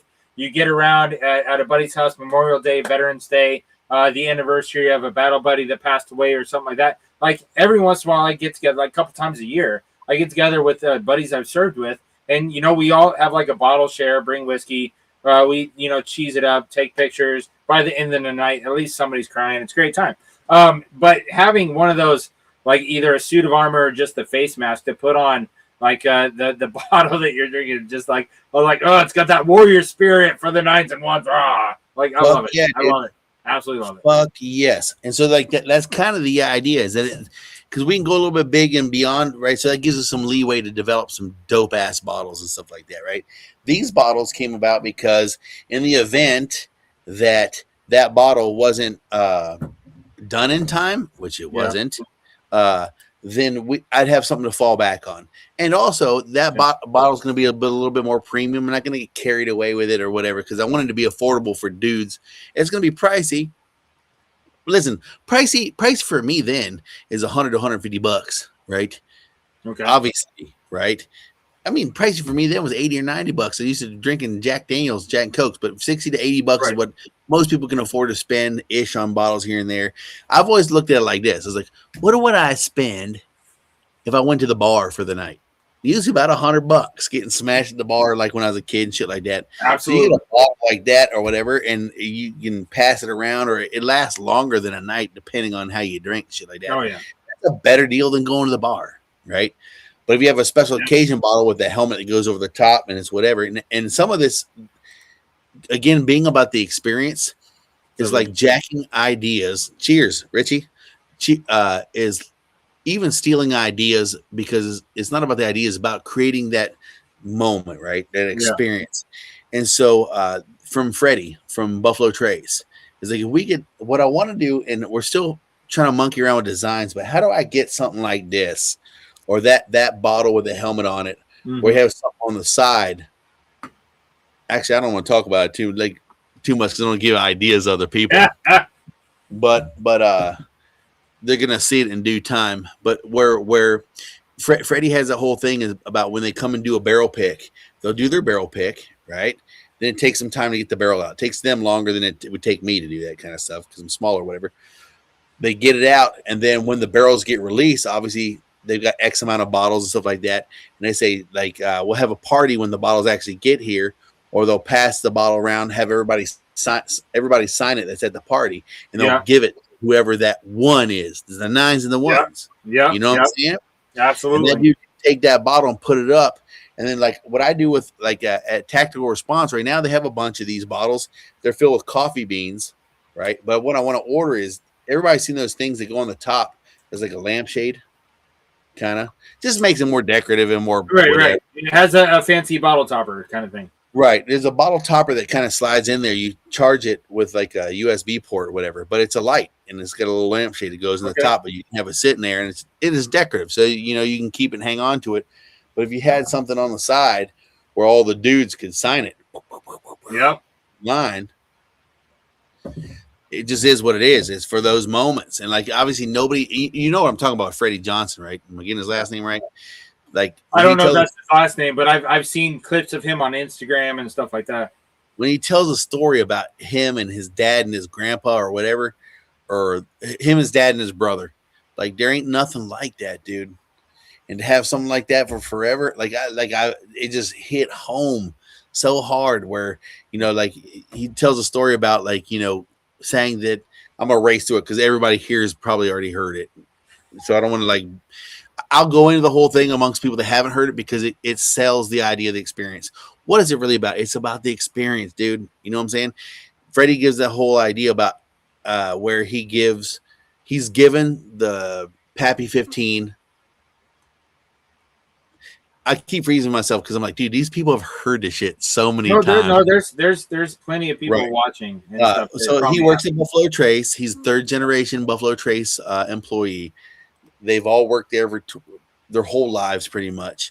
He's the grandson. His dad's still alive. His brother's alive. His brother and them didn't get along quite as well, and so on and so forth. And so, as being a great employee, they give him a bottle of Pappy 15. We all know Pappy 15 is really hard to come by. It's amazing bourbon, butterscotch to the hilt. Yeah. So he opens this bottle and pours it for his dad and his brother. He gets done. They take it. He puts the cap back in it and pushes it aside, right? And his dad's like, "What are you doing?" He's like, "Yeah, well, I'm saving it for a future opportunity and situation so we can share it again." It was like Christmas or something like that. He's like, "No, son, you take that cap back off there. We're not guaranteed that bottle's for us to be enjoyed tonight or whatever." And he said, "Yeah." So we sat there and we drank that bottle. He's like, "Dude, like, I sat there and I never had so much fun with my dad and my brother and so on and so forth." And, you know, he was telling us stories about things that we did that we didn't think he had any idea about. And then we started telling him stories of things that he did that he thought we had no idea about. Yeah. He's like, at the end of it all, dude, we had the greatest night, and I had to carry my dad and put him in his bed, and he's cussing me because he can't stand up, and we're laughing and having a good time. He's like, And so I learned that that's what it was for. And less than 1 year later, neither my dad or my brother was with me. So I would have been saving that bottle for no reason at all. Right. Yeah. It's about right then. Dude. That's all we're guaranteed. And like, you know, like what's wild is when I had this idea, what I was shooting for, when I was coming up with this and what I was shooting for was that exact story. Before I'd ever heard Freddie Johnson's story, he was just way better at putting it into words and having those life experiences to making you just, God, you want to hug that dude and love him so much. Because that's what life is all about. And that's what it's all about, man. All the things we do, you know, and so to recreate that, to understand that and recreate that, like I said, with that video, those videos we did for those dads and that daughter, like, dude, that gets you in your feels, bro. Like when you make those videos and now all of a sudden the little girl's asking her dad to go to the range, and now they're going to have those lifetime of memories shooting together. They're always going to go back to that. Oh yeah. You can create this in the same sort of way amongst your buddies or your boys or me and my brother. Another guy that was real big, he's real big on here, is Bourbon Real Talk. There's a shitload of YouTube bourbon creators. Bourbon Real Talk is a guy named Randy. Like for those you don't know.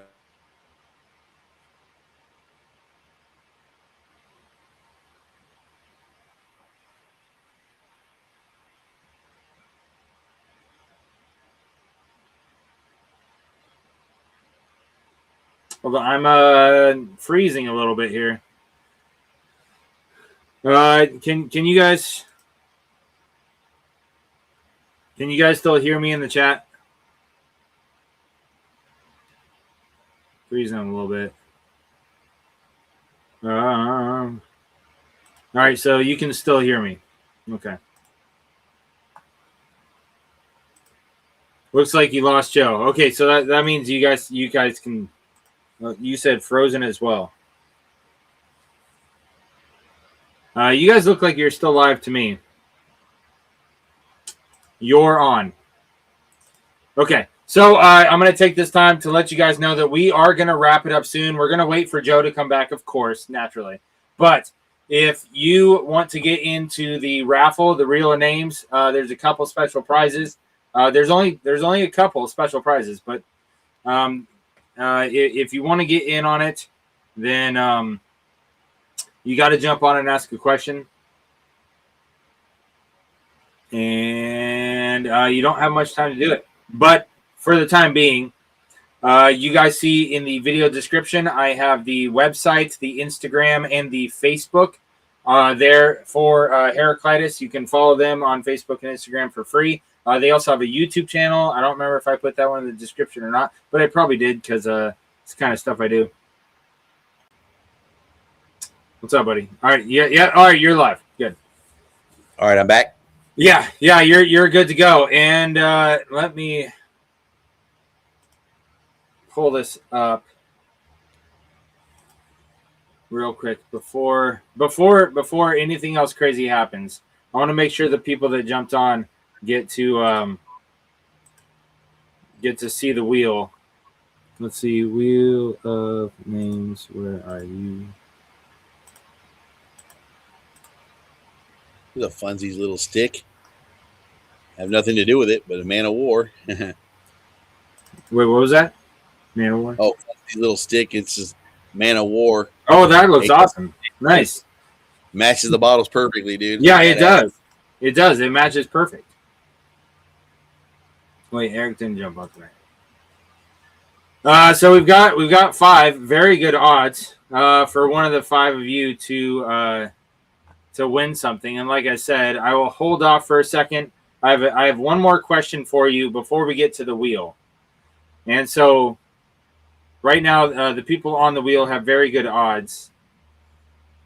Let's see, Orlando, BourBen, Dennis, and Charles. Right? Yeah, good? Okay. Yep. All right, so the last question that I had for you, I didn't want to burn this for an audience member, and if there's somebody watching live that wants to get on that wheel to get a chance to win something, give you a couple minutes here as I asked Joe another question. Can you tell me about your crew? Like, who is in the crew of Heraclitus? Like, what do you do specifically, and what do the other members do? Like, how many people are in your crew. Just tell us about who is behind Heraclitus besides you. Me. No way. Me. So you really do.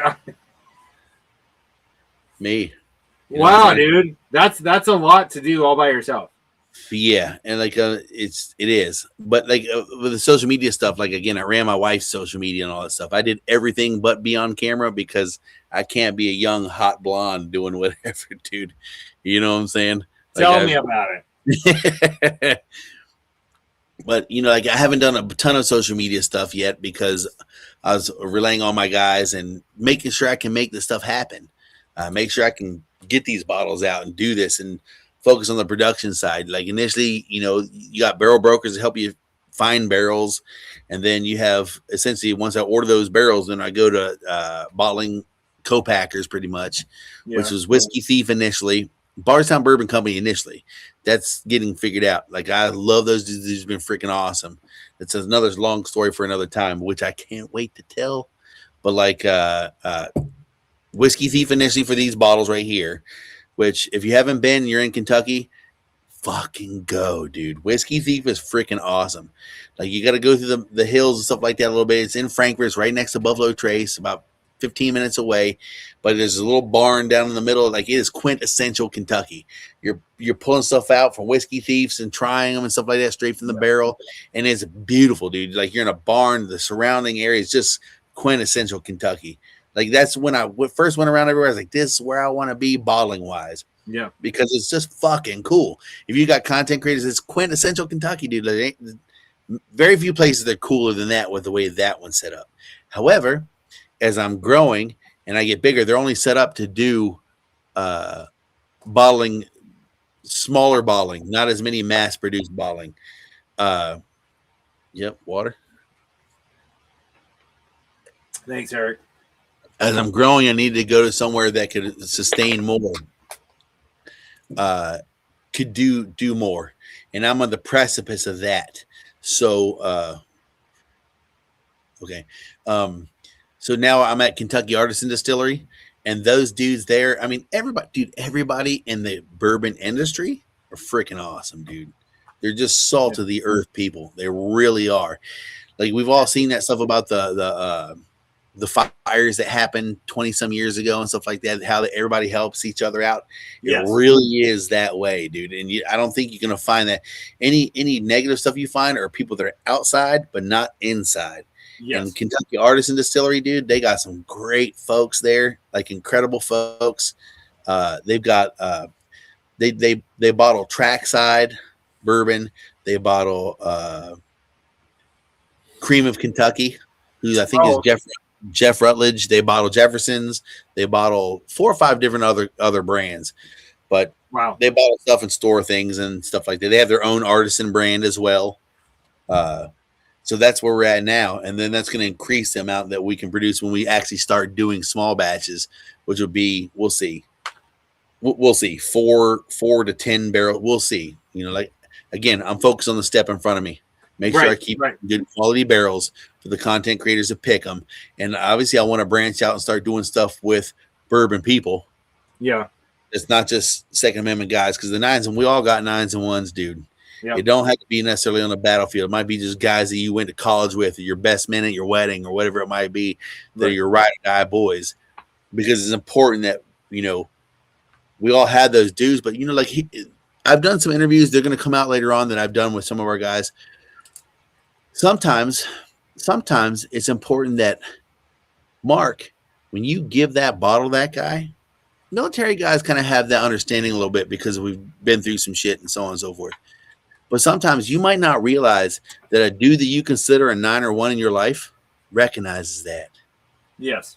No, he might not recognize that you appreciate him in that way. Yeah, that's very true. That bottle or that token, fuck whether it's bourbon. It could be anything. It ain't got to be bourbon. It could be anything. No. You give him some sort of token. You say, brother, I appreciate you, man. I appreciate everything you've done for me or what you're doing for me and so on and so forth. That can lift someone where maybe they're going through some shit and they don't recognize that you feel that kind of way. And it hits them in a different kind of way. I'm not putting it into words like some poet like Heraclitus or some philosopher and so on and so forth. But That's what it's about, dude. It's about those meanings. And if this is just, again, it's my job to put quality bourbon here, but this is a token to deliver that meaning to whoever those people are in your life, kind of. And that's the foundation of everything that we're trying to build. That's what I'm trying to build. Not Jack Daniels. Don't get me wrong. I'm not saying I'd be pissed if I was Jack Daniels or nothing like that, but ultimately that is the overall, So Marvin. run for what we're trying to do. Yeah. You're talking about impact and the intent. Right. So you want you're putting forth the intent, and you hope that it reaches those that make that impact when they present it in that kind of a way, to use it for the impact to meet the intent. And dude, if you do it in that manner with beautiful, I love motto it. on the back, it will be, bro. Yeah. You know what I'm saying? People understand, but sometimes we're dudes. I'm not going to give you a fucking flock of a bouquet of roses or some shit like that, but I can give you a bourbon in a heartbeat and let you know I love you, brother. You know what I'm saying? Yeah. And everything you've done for me means the world to me. Like with my ones, I've Ian One Smith is a dude that, like, man, I did not love the military by any means. I saw a thing that was like, what's the best thing about the military? The people. There's a guy that's real famous on there. What's the worst thing about the military? The people, right? You deal with a lot of fucking dickheads and jackwagons. You also deal with some of the best men you've ever met. Oh, yeah. And that's where I've found a bunch of my ones. You know what I'm saying? For sure. Okay, Andrew, I see you in the back, Andrew. Were you wanting to ask a question? Give me a thumbs up if you want to ask a question, and I'll bring you on right after Mike. Or just type it in the chat. If you or Bill are joining to just get in the backstage, then that's totally cool. But if you want to jump on and ask a question while we're still live, because we're going to tune down the live pretty quick. But for now, Mike is in the house. What's up, buddy? What's going on, fellas? What up? It's like, oh my gosh, he's watching. No, so I guess he said that we can't get along 20 minutes in the house unless we're drinking whiskey, and so it's true. But for this is my brother. For Joe, for the chat, what is your favorite tasting note? If you had to have one tasting note that popped out of a whiskey sip, what is your favorite tasting note? Go ahead, Joe. A single note, dude, would probably, I guess what initially got me rocking and rolling would be the butterscotch Werther's stuff. That's the H. Taylor barrel proof is like one of my jam, dude. And it sounds to me like it's like, oh, that sounds so cliche, because it seems like, at least my brain, a lot of people jumped to that initially and they moved on to other stuff. Now, I do like things like the Russell's, one of the Camp Nelson F, I think, was it the Russell's, the first ones that came out were like $300 or whatever. They're still stupid good. That was the first one that took me on a roller coaster where I was like getting 4 different tasting notes at different times. That experience in roller coaster is badass. Maybe that's a development of one, a good bourbon, and two, a development of your palate. But like probably the butterscotch thing, like that 15, that 15 behind your head we haven't cracked yet, but we've had in Kentucky. That's pure butterscotch. But the H. Taylor barrel proof is probably my favorite overall. But which girl's the prettiest, dude? Yeah. You know what I'm saying? Not to sound piggy, but sometimes brunette, sometimes redhead, sometimes blondes. You know what I'm saying? I hear you. Hold on. Marvin says his favorite is candied peanuts. So yeah, I've had a few of those with Marvin, to where they taste like Cracker Jacks or the kettle corn or the candied peanuts. Ben from the north says dark cherries. Graham cracker too. Graham cracker. Ooh, shit. But yeah, dark cherries. That's a great note. The first thing that came to my mind was like a fruit punch, because I had a single barrel pick that had this, like, you know, like the red drink, you know, the Hawaiian punch you get from the dollar store, that fruit punch notes where you're like, I don't know what blend of fruits that is. It tastes like all the fruits mixed in one, and just loved it. But when I started thinking of my favorite bottles I have, to get s'mores, to have the graham cracker and marshmallow that we tasted earlier, but also have a strong chocolate note, because getting chocolate is so much more rare. That a strong chocolate note on top of the graham crackers and the honey and the marshmallow, freaking love it. Yeah, graham cracker for sure. That's my close second. Which I find, like, me personally, I find in, like, you know, a lot of the Michter's bottles, all the stuff that Michter's puts out. Yeah. All right. Great question, Mike. Am I adding Mike onto the wheel? You don't get to add Mike. No, Mike. Don't worry about it. We do okay. I didn't think, given what the prize is, I didn't think so. But hang out in the back so you can join us in the backstage shenanigans. All right. Thanks for jumping on, buddy. But Andrew is in the house in the back. ASMR Whiskey. If one of the moderators will drop in the chat the link to Andrew's channel, ASMR Whiskey.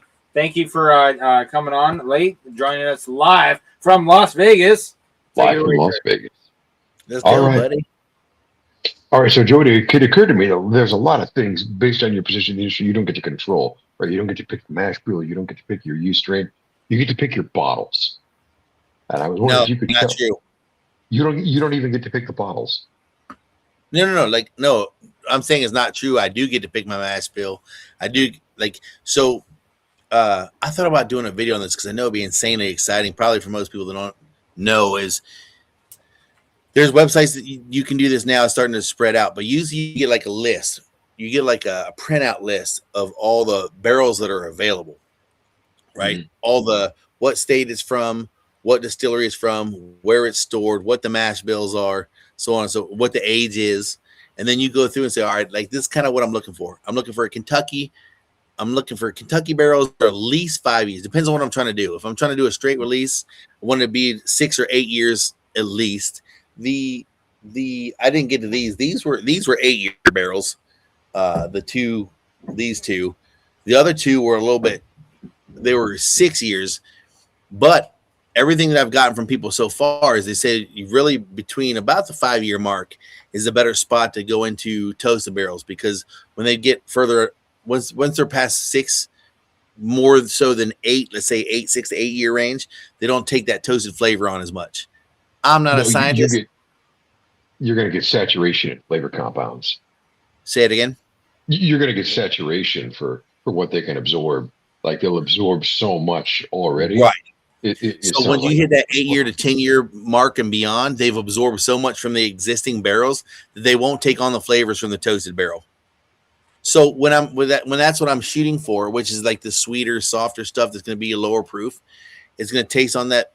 You get like the flavor of the bourbon, but you also get that toasted taste, and it just seems to work for like people that are entry level people, kind of. And I say that, it almost sounds like a derogative thing, but like just people that aren't accustomed to sipping bourbons, right? And it makes sense, as opposed to like that strong, fucking robust, like a Stag Junior is going to kick somebody right in the dick that's not accustomed to that, dude. They're not going to be able to. It just tastes like fire and asshole. You know what I'm saying?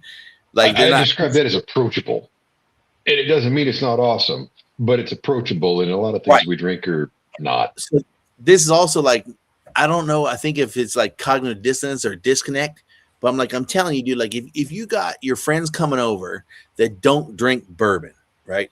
We all want to bust out E.H. Taylor, whatever our favorites are, even if it's a lower proof.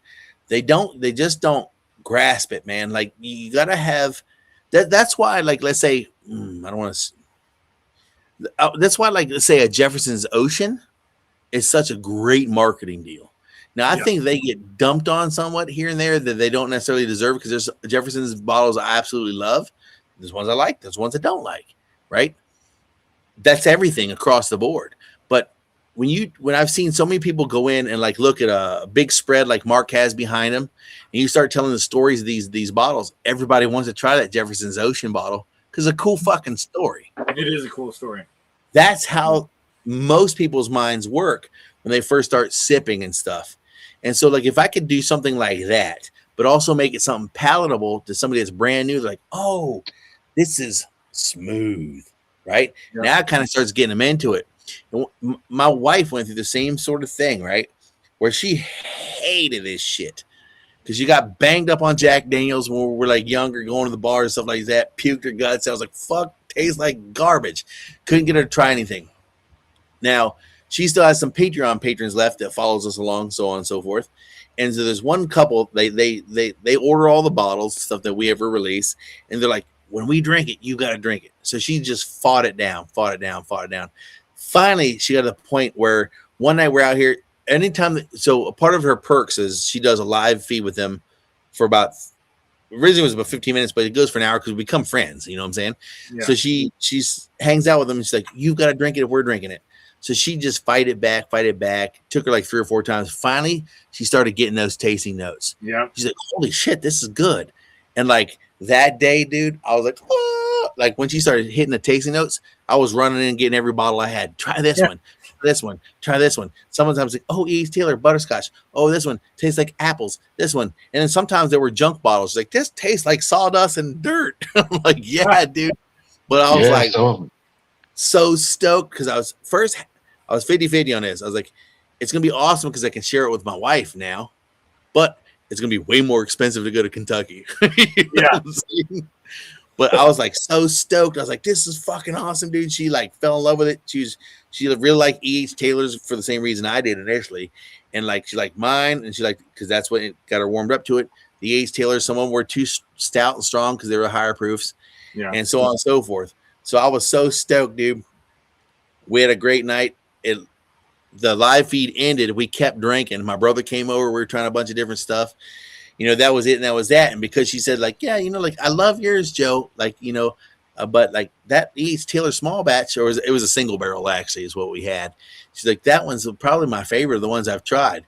So like, you know, at that time they were still a little bit hard to find. It's still hard to find like most places. Small batch popped off. So I got her one for Christmas. Right. I said, cool. She's going to like this for Christmas. Month later, dog, pregnant. Pregnant. Nice. From that night. So I'm like, well, it's going to be a year or two before you can even touch this bottle now. So I'm just going to set it by the wayside and find some more stuff to get you for Christmas. But just so you know, I got you one of these small batches. And so like, dude, like my brain, I was excited because she enjoyed the tours, but now she could actually do the tastings and stuff like that and have a good time with it, you know, but it's all going to be put on hold for a little bit. But anyways, I'm going way off to the side. Freaking no, there's a lot of stuff that we can pick and choose from. I can find mash bills. I can sort them through mash bills that I'm looking for. Right now, I have one that I'm trying to work with Jackson Purchase. You're familiar? That's Craig Beam. He's a former master distiller at Heaven Hill. They opened their own thing. They're doing Jackson Purchase now in Western Kentucky. But I'm trying to get barrels from him in particular so I could save 2. One, the Jackson Purchase stuff is young, but it doesn't taste young. And he's a member of the Beam family, right? But it's like sweet, there's a little bit of that peanut stuff in it. They're aging it still, but they're good. And so they distilled some barrels and barreled them on the day my son was born. He's about to turn 4, 228. So I want to get a couple of those barrels and save them, and then we'll figure that out later on down the road. But when he turns 21, we'll say one to dump when he's 21. It'll be 21-year-old, whatever. And no, the Angels are going to take a huge cut. Yeah, of that. you're going to beat the piss out of that barrel, which is why I want to try to get 2, and then we can pull some samples probably here and there. Or I haven't figured it out yet, but that was kind of the idea. There's not going to be much left in that 21. But usually at these places, if you own barrels and they're sitting in a DSP, so when you own these barrels, you own the barrel. That's all you can do with it. You can own the barrel. You can own it as it gets dumped into bottles. It all has to stay in licensed bonded warehouses. You can't just load them up in the back of the truck and take them to the fucking garage. You know what I'm saying? But you can go there and taste samples and stuff like that and try them when you're on locations and things like that. And so that's kind of the idea of what I want to do with that. But you know, you do have access to quite a bit more than just that. And depending on who you know, and I'll just leave it at this, depending on who you know, a lot of times, not a lot of times, some of the times you can get in there and try some of these barrels before you buy them. Oh, nice. Not all of them. Right. So Awesome. Damn revenuers. Andrew, thanks for jumping on. I put you on the wheel of names. You have a pretty good chance of winning something. Like I said, thanks for coming on, buddy. Appreciate it. Yeah. Bill, did you have a question, or are you just hanging out for the backstage? Bill's got a question before we do the raffle. Last entry before the raffle. Go ahead, Bill. Thanks for coming on. what do you got in front of you, Bill? Oh, well, there's this lovely bottle picked up from this fellow named Joe. Nice. Rather tasty. You kind of just touched on the question I was going to ask, was your selection process, but I guess I can curveball it a little bit. What I was going to ask, like, when you go into picking your barrels, do you seek out certain mash bills? Are you looking for certain flavor profiles? What are you looking for? That kind of got answered, so I guess you can expand into, like, is there any barrels that you haven't got yet that you're like, I'd really like to get so-and-so or barrel from this place, you know, like, I really want to get my hands on this. Or like future projects that you're looking forward to. Yeah. Well, obviously the next project we got, they're all Bardstown Bourbon Company barrels that we got. Nice. And so they're being finished in 4 different style of toasted barrels. Bill knows this. So what's wild is, dude, is, man, you can taste these things week by week or month by month. They change flavor profile pretty quickly. So we had the first month came out, and Bill lives here local to me. Met him at a Big Drop, pretty much. Had the Cask Strength and the toasted barrel. I think I gave him the Cask Strength he tried that day. I don't think he had a toasted barrel on me. I think we tried 2. Right. You tried the green and the red mask. Yeah. So we did that and stuff and hit it off and had a good time, stuff like that. And then some time went by, blah, blah. And since then I've gone down and hung out with him. We went a bunch over to his house and gone to cigar bars and stuff like that and just become boys. You know what I'm saying?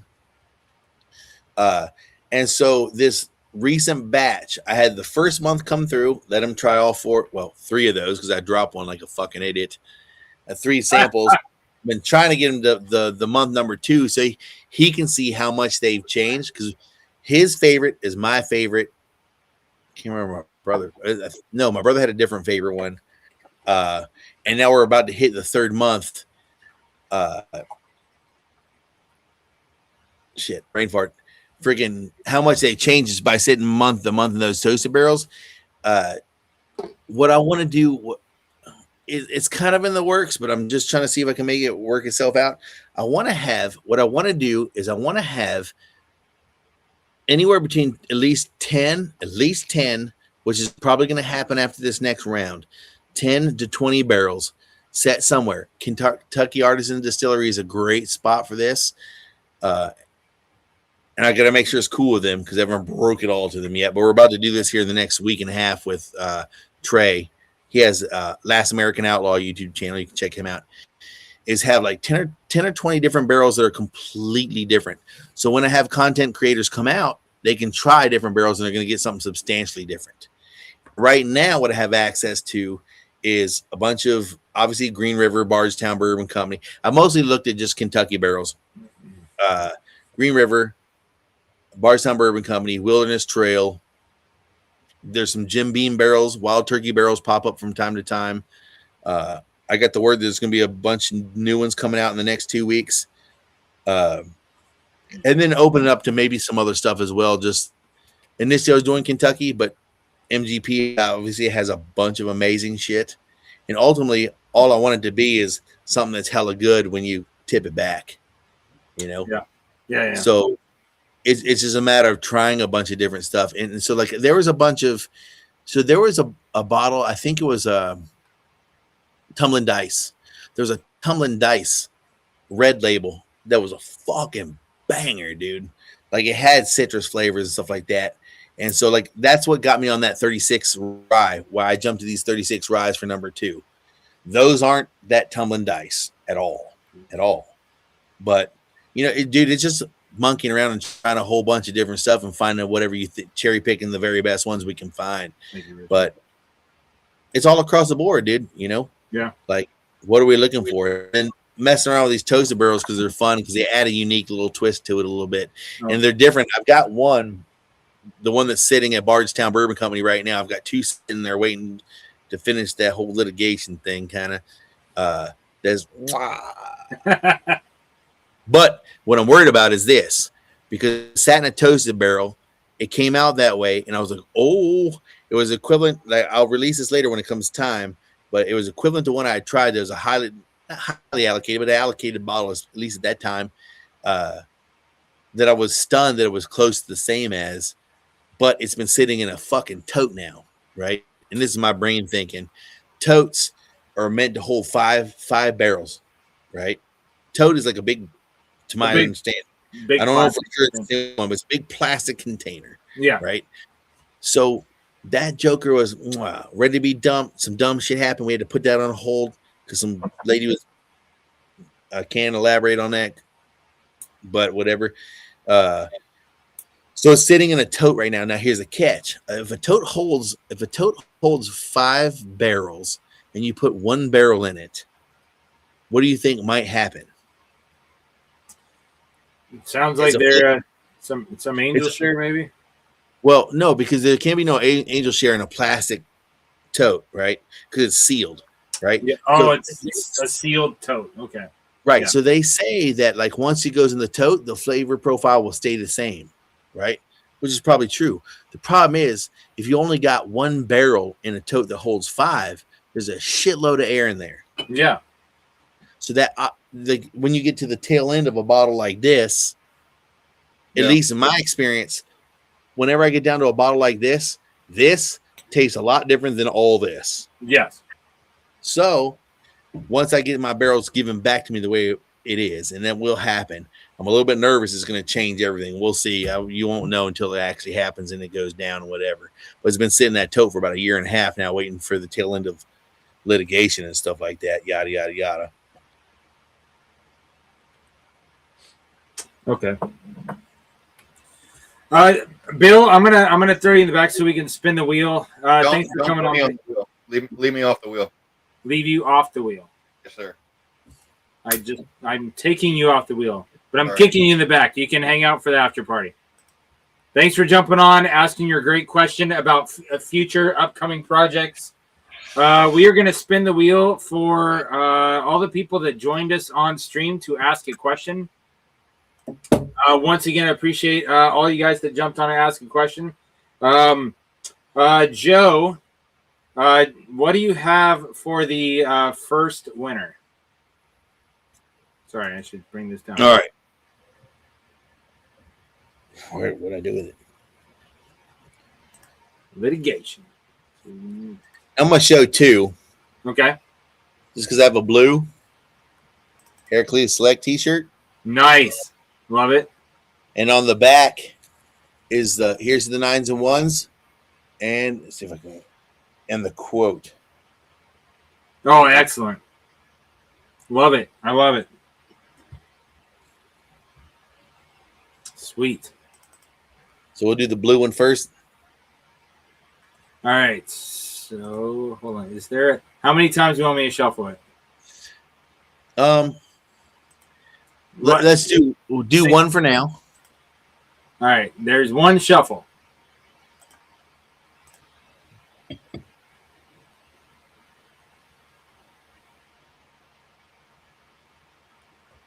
Oh, Dennis. Dennis gets the first. He gets the prize. Congratulations, Dennis. I am very glad that you got the first. Remove Dennis's name. And for the second. Going back to my Cask Strength right quick. I haven't had this joke in a minute. No worries. You know what I'm going to do. But I love this son bitch. Blend them. I'm going to put all 4 of them for our closeout pour. And I'm going to try all 4 of them together. Because why not? I'll pull that Cask Strength. So not that big, but in equal portions would have done the same. All right. Should we do one more raffle, or are we doing just one winner tonight? No, let's do it for funsies. Let's do another one. You do another one. Just All right. Should we shuffle this deck at all? Spin that joker. Just spin it. Okay. Let's hit it raw. Why not? Andrew, ASMR whiskey. Absolutely excellent. Good now, stuff. That said, just because the funsies, I wanted everybody to be like excited, like I won, woohoo! Truth of it is, we'll send everybody a T-shirt. Oh, so awesome, dude! If they can email me at heraclitusselect@gmail.com, I'll get shirts out to everybody, and they just gotta let me know what color they want, what color and what size. Well, dude, that's very nice of you. So BourBen, Charles, Orlando, Andrew, and Dennis, Heraclitus Select at Gmail. I'm gonna type it in real quick. Okay. Yeah.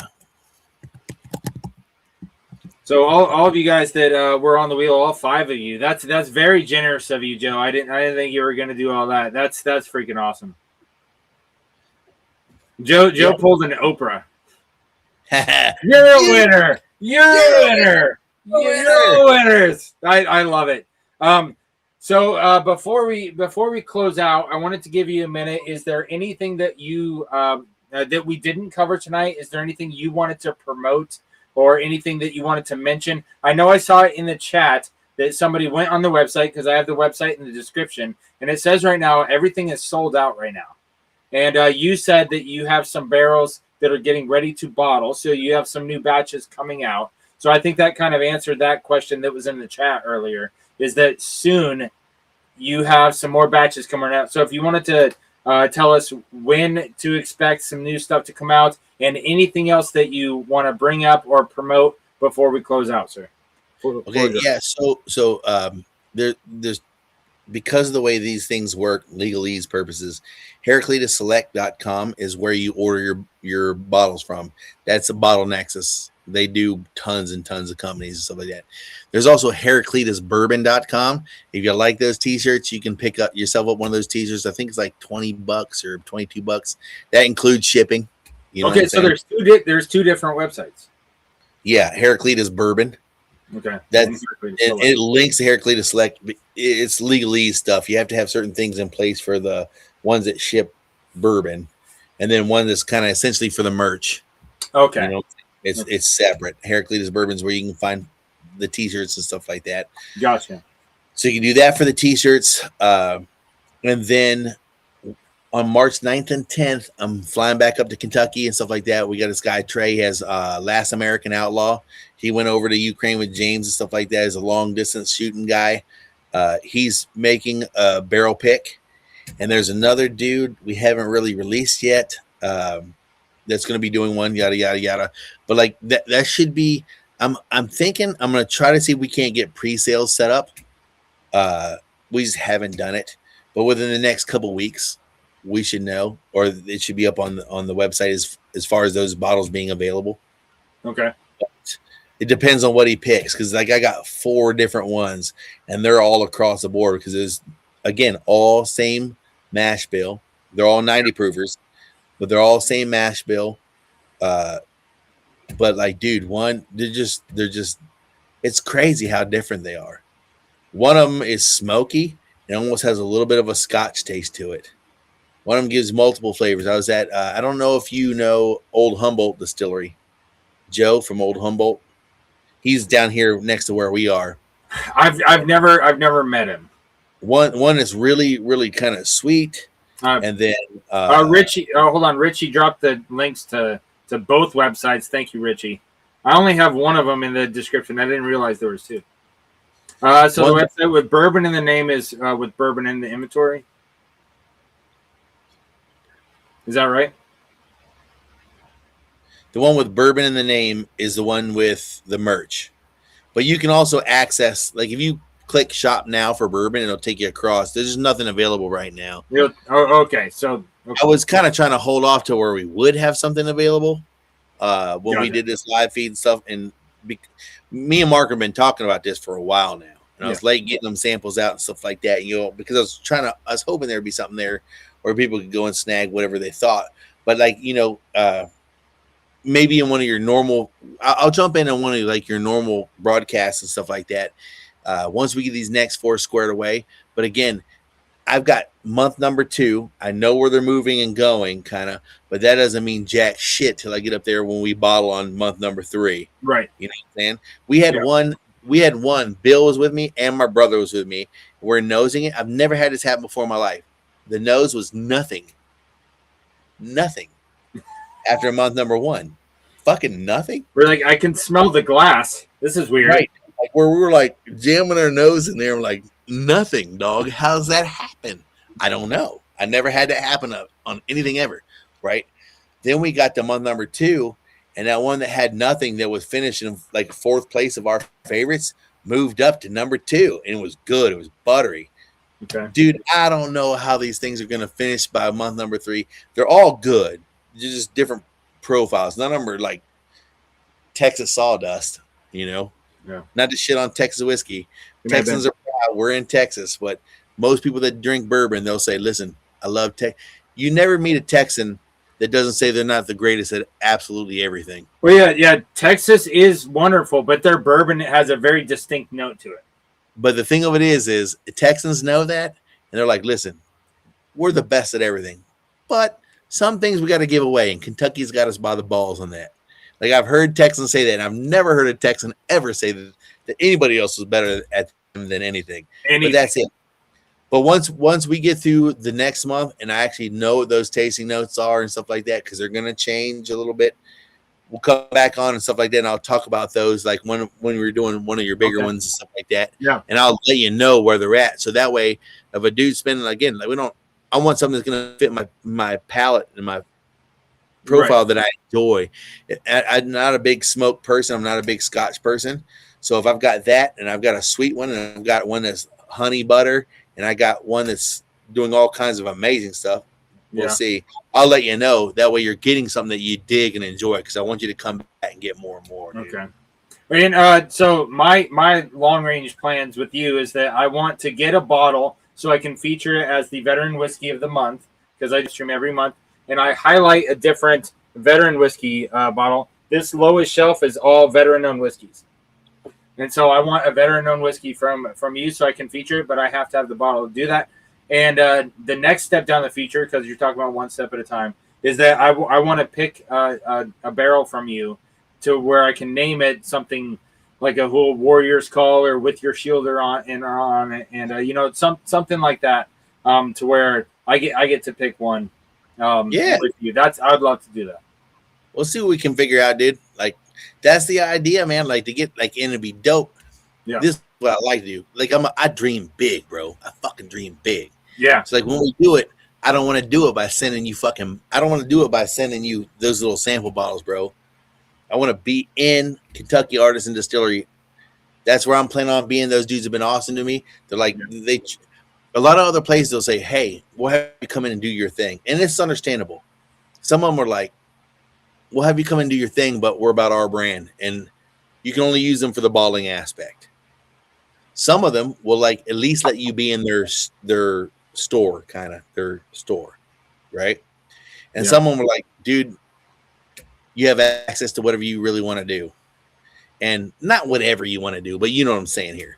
They're like giving you the keys of the kingdom for the most part, somewhat. Yes. But like, if you want to come in and do your own mash bills and stuff like that, I have that opportunity to do that. Kentucky Artisan Distillery is that place. That's like awesome. open arms. Like, I can do whatever I want to do there, featured along with the stuff they've got, so on and so forth. So like, I don't see me moving anytime. I plan on growing with those dudes and so on. And we'll have the ability to do that. But then that's like, let's get everybody together, bro. It's about the experience. Yeah. You're not getting that shared experience by sipping my fucking samples at your house by yourself, bro. We gotta do this with like some dudes that get BourBen and Bill and all these other guys out there. My brother, everybody was in that called in. If y'all want to come, let's go do this together. You know what I'm saying? Oh yeah, And do something absolutely. and that's what they're giving me the opportunity to do. So that's kind of what I'm about. And then we can actually make it a big group deal kind of. And ultimately, if you're going to do your own choice, then you can pick obviously what you want. We'll figure it out, dude. But Love it. that's what it's about. Again, the experience, and we'll find the bourbon, bro. We'll find the bourbon. I trust that. Andrew, I just emailed it to you. I emailed you his email, so you can email him from the email that I emailed you. Driving in Houston is a terrible experience. Yes, that's 1,000%. Roger that. And so just one last time, it was great going through this flight with you. I appreciate you coming on and sharing your whiskey and your story with us. Absolutely had a great time in the conversation with you and the people that jumped on and the people in the chat. If you're catching this in the replay, thank you for sticking through it this long. And just to let you know, what I'm going to do is I'm going to go back and I'm going to go through all the conversation points and put it in the description of the video, so you can have hyperlinks to the different conversations to where if you want to just look at something else again by a specific conversation we had, a specific subject, or if you want to use something for like advertising on your own, you can jump to it real easily. So Absolutely. Over the next couple of days, as I go through and watch the video again, I'll be putting those hyperlinks in the description, so it'll be easier for you to find in the future. But for now, we're going to cut off the live stream. If you want to jump in the backstage to get into some whiskey shenanigans, because it's getting late, I don't want to keep people up later than they want to stay up.